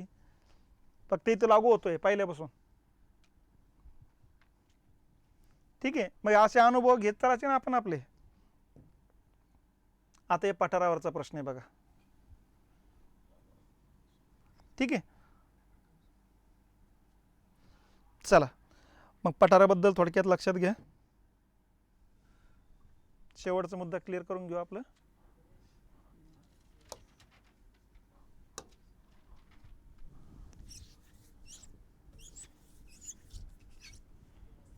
ठीक आहे. इथं डोंगररांग आहे आणि याच्या पूर्वेकडचा पट्टा पठारी प्रदेश आहे. किती लांबी याची, 750 किलोमीटर. टोटल लांबी 800 किलोमीटर आहे. हे भाग सोडून द्या आता, 750 आणि ही लांबी दक्षिण उत्तर 700 700 आहे. आणि हा एरिया येतो 2,70,000 चौरस किलोमीटर, म्हणजे महाराष्ट्राच्या एरियाच्या जवळपास 86%. जवळपासचा पर्याय नसेल तर मग 90% पण लक्षात, 86 ते 90% झालंय. दुसरा मुद्दा हा आहे, हा ज्वालामुखीतून बाहेर पडलेला जो लावारस आहे, कुठला, बेसिक लावारस, त्याच्यापासून तयार झालेला आहे. आणि बेसिक लावारस कुठला बाहेर पडलेला आहे? बेसॉल्ट. बेसॉल्ट खडकापासून बनलेला आहे. बेसॉल्ट खडकाची जाडी या ठिकाणी जास्त आहे. किती आहे? 900 मीटर आहे. इकडं लावारस कमी गेला त्यामुळे इकडची जाडी किती आहे? आखरे आता इकडचं जर विचारलं आपण तर 300 मीटर आहे समुद्र पातळीपासून उंचीची. इथं 900 मीटर आहे, इथं 300 मीटर आहे. जाडी 15 मीटर आहे पण उंची समुद्र पातळीपासून इथं 900 इथं 300. याचा अर्थ पश्चिमेकडून पूर्वेकडे जाताना उतार वाढत जातो. लक्षात, दर 1 किलोमीटरला 1 मीटरनं उतार कमी होत जातो म्हणजे वाढत जातो. लक्षात, इकडे जाडी जास्त आहे, इकडे जाडी कमी होत जात असते बघा. ठीक आहे. आणि इकडची जी काही थर होता हा थर वाहून गेला. आता या 4 जिल्ह्यातला बेसॉल्ट खडकाचा थर वाहून गेलेला आहे आणि म्हणून इथं मूळचा जो खडक आहे तो ओपन झालेला आहे. आता मग मूळचा वरचा जो खडक आहे ग्रॅनाइट आहे म्हणून हा ग्रॅनाइट खडक राहिलेला आहे इथं आणि इकडं बेसॉल्ट खडक आहे. या बेसॉल्ट खडकापासून मग रेगुरू माती तयार होते किंवा काळी माती म्हणा. आणि इथं ग्रॅनाइट खडकावरती जास्त पावसाचा परिणाम होऊन आता हा पण खडक राहिलेला नाही. इथं कुठला खडक तयार झाला? आता रूपांतरित खडक तयार झालेले आहे बघा. आणि या रूपांतरित खडकापासून जी माती तयार होते ती तांबड्या रंगाची, पिवळसर रंगाची, कारण इथं लोखंडाचे प्रमाण जास्त आहे कारण पाऊस जास्त आहे. लोखंडाचे कण जास्त राहतात बघा इथं. म्हणून मग पठाराचे 2 भाग पडतात, पूर्व पठार, पश्चिम पठार. पूर्व पठारी भागात 4 जिल्हे आहेत, भंडारा, गोंदिया, गडचिरोली, चंद्रपूर.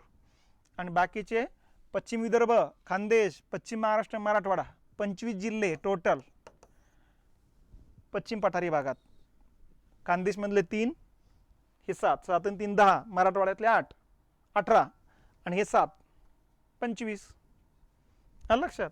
हां, ते आमचं आता झालेलं आहे, तुम्ही तुमचं डोकं लावत चालत ते. आणि पूर्व पठारी भागात किती जिल्हे? 4, भंडारा, गोंदिया, गडचिरोली, चंद्रपूर. पूर्व पठारी भागाची उंची किती आहे? कमी. इकडे उंची मग आता पूर्वेकडून पश्चिमेकडे जाताना तापमान वाढत जाईल की घटत जाईल? घटत जाईल कारण उंची वाढत चालली. पूर्वेकडून पश्चिमेकडे जाताना पाऊस वाढत जाईल का घटत जाईल? घटत जाईल कारण इकडे पाऊस जास्त आहे, इकडे पाऊस कमी आहे. इकडून येणाऱ्या वाऱ्यापासूनही पाऊस पडतो, तिकडून येणाऱ्या वाऱ्यापासूनही पाऊस पडतो, त्यामुळे तिकडे पाऊस जास्त आहे. इकडे पाऊस कमी काय? कारण सह्याद्री डोंगर रांगेला वारे वाढवला जात असल्यामुळे इकडे प्रचंड पाऊस पडून जातो. आणि इकडे मग वारे इकडे खाली उतरले की इकडचं तापमान वाढल्यामुळं आणि इकडं आर्द्रता नाही म्हणून पाऊस इकडे कमी आहे. इथं सर्वात कमी आहे, इथं थोडा वाढतो, इथं आणखीन वाढतो, इथं आणखीन, इथं सर्वात जास्त असं आहे. मग हा बेसॉल्ट खडक आहे, याच्यापासून रेगुलर माती जी चिकन मातीचं प्रमाण जास्त, सर्वात सुपीक माती म्हणतो आपण, म्हणून इथं सगळे पिके येतात बघा. या मातीचं pH बरोबर 7 आहे, न्यूट्रल सॉईल म्हणतो आपण त्याला. आणि सगळे मूलद्रव्य या मातीमध्ये, थोडं नायट्रोजनची कमतरता आहे फक्त, म्हणून युरिया जास्त फेकतो आपण. मग सगळे पिके येतात, तृणधान्य, कडधान्य, तेलबिया, नगदी पिकं, सगळे पिकं येतात त्याच्यामध्ये. पण ही ॲसिडिक सॉईल आहे, हिचं pH 6 पेक्षा कमी आहे, त्यामुळे इथं फक्त ॲसिडिकच पिके येतात आणि ॲसिडिक पीक एकच आहे, तांदूळ. म्हणून हा भाताचा पट्टा आहे, धानाचा पट्टा आहे, तांदळाचा पट्टा आहे. लक्षात. इकडं पाऊस जास्त आहे, इथं पाऊस 150 ते 200 सेंटीमीटर आहे बघा. इकडं पाऊस मिनिमम 50 ते मॅक्झिमम 125 सेंटीमीटर आहे. ठीक आहे. इथं जंगल जास्त आहे कारण पाऊस जास्त आहे, इकडं जंगल कमी, इकडं जंगल कमी म्हणून इकडं शेती, म्हणून शेतीवर आधारित उद्योगधंदे, इथं जंगल आहे, जंगलावर आधारित उद्योगधंदे. हा रूपांतरित खडक आहे म्हणून सर्वात जास्त खनिजे इथं सापडतात. महाराष्ट्रात जेवढे खनिजे सापडतात ना त्यातले 90% खनिजे या पट्ट्यामध्ये बघा. म्हणून खनिजांनी सुसंपन्न जिल्हा कोणता असा एकदा प्रश्न होता, चंद्रपूर. म्हणजे या 4 जिल्ह्यामध्ये जो असेल पर्याय तो जास्त करून, पण जास्तीत जास्त सापडतो कुठं? मग चंद्रपूर जिल्ह्यामध्ये. इकडं मग सर्वात कमी असणार आहे, इकडे या 2 जिल्ह्यात सापडतं बघा, पण पठारावर नाही येत आता. ठीक आहे, या पद्धतीनं लक्षात ठेवायचं बघा. झालं का? ठीक आहे. मग पठारावरची स्थानिक नावं लक्षात ठेवा. डोंगर रांगा जी आहेत ना इथं, तिथं पण पठार आहेत. जसं इथं तोरणमाळचे पठार आहेत, इथं गाविलगडचे पठार आहेत, इथं तळेगावचे पठार आहेत, बुलढाणा जिल्ह्यामध्ये बुलढाण्याचे पठार आहेत, नाशिकमध्ये मालेगावचे पठार आहेत, नगरमध्ये नगरचे पठार आहेत, पुढं बालाघाटचे मांजराचे पठार म्हणतात इथं. इथं सासवडचे पठार पुणे जिल्ह्यामध्ये, इथं पाचगणीचे पठार, औंधचे पठार, इथं खानापूर जतचे पठार आहे. तर इथल्या पठारांचे स्थानिक नाव आहे. पठारावर ज्या डोंगररांगा आहेत त्याच्यावरती जे काय पठार आहे त्यांचे ते स्थानिक नावं लक्षात घ्यायचे. ठीक आहे. मग याच्यावरती जे प्रश्न आहेत ते प्रश्न थोडक्यात बघून घेऊ एकदा. हा प्रश्न झाला होता शेवटचा आपला. महाराष्ट्र पठार मुख्यत्वे कोणत्या खडकापासून बनलेले आहे? इथं पर्याय समजत नसेल इंग्लिशमध्ये बघायचं. इंग्लिशमध्ये मग बेसॉल्ट राहील. याला मराठीत त्याने ते गुगल ट्रान्सलेट केलेले प्रश्न आहे ते. चालेल.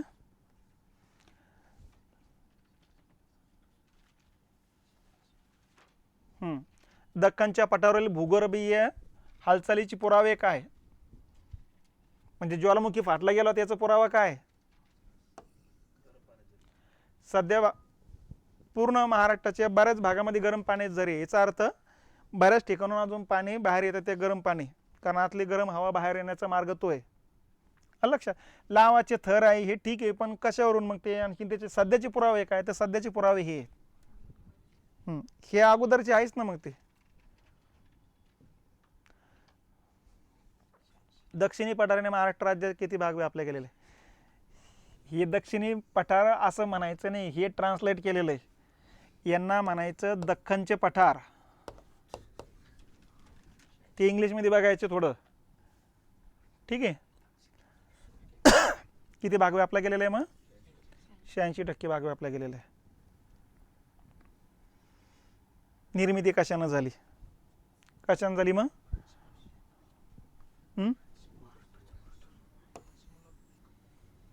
हे बघा, भूकंपन आता होणार नाही. संचयन झालं, पण कशाचं? लावाराचं संचयन पाहिजे, पण ते नाही दिलं ना त्याने. संचयन म्हणजे नदीनं वाहून आलेला गाळ पण होऊ शकतो. भूप्रक्षेप म्हणजेच भूकंप आहे. ठीक आहे. म्हणजे काय? भ्रंशमूलक उद्रेक. उद्रेक म्हणजे ज्वालामुखी. ज्वालामुखी उद्रेक असं म्हणावं लागतात त्याला.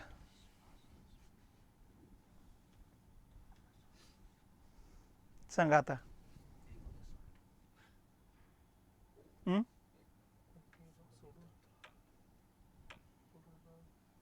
प्रश्न वाचा. कोणता भाग सोडून द्यायचा? कोणत्या भागात बेसॉल्ट नाही असं म्हणायचं त्यांना?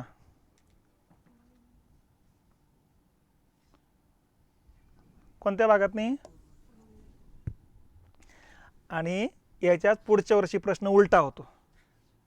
याच्या पुढच्या वर्षी प्रश्न आहे, पूर्व विदर्भ व कोकण सोडून इतरत्र खालीलपैकी कोणता खडक आढळतो? बेसॉल्ट आढळतो. मग ही दोन भाग सोडून कोणता आढळतो मग खडक? बेसॉल्ट, ग्रॅनाइट, रूपांतरित, जांबा असे खाली पर्याय होते. मग ठीक आहे.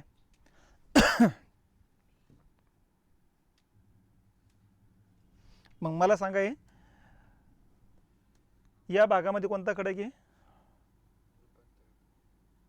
रूपांतरित. रूपांतरित खडक किती टक्के महाराष्ट्राचे? आता हा 86% असेल तर हा उरलेला 14% असेल ना. तुम्ही छापा पण माहिती करून द्या म्हणता, काटा पण सांगा म्हणतो, म्हणजे अवघडच काम होईल ना. ते तुम्ही तुमचं डोकं लावत चला की. 86 म्हणजे उरलेलं हे असेल ना.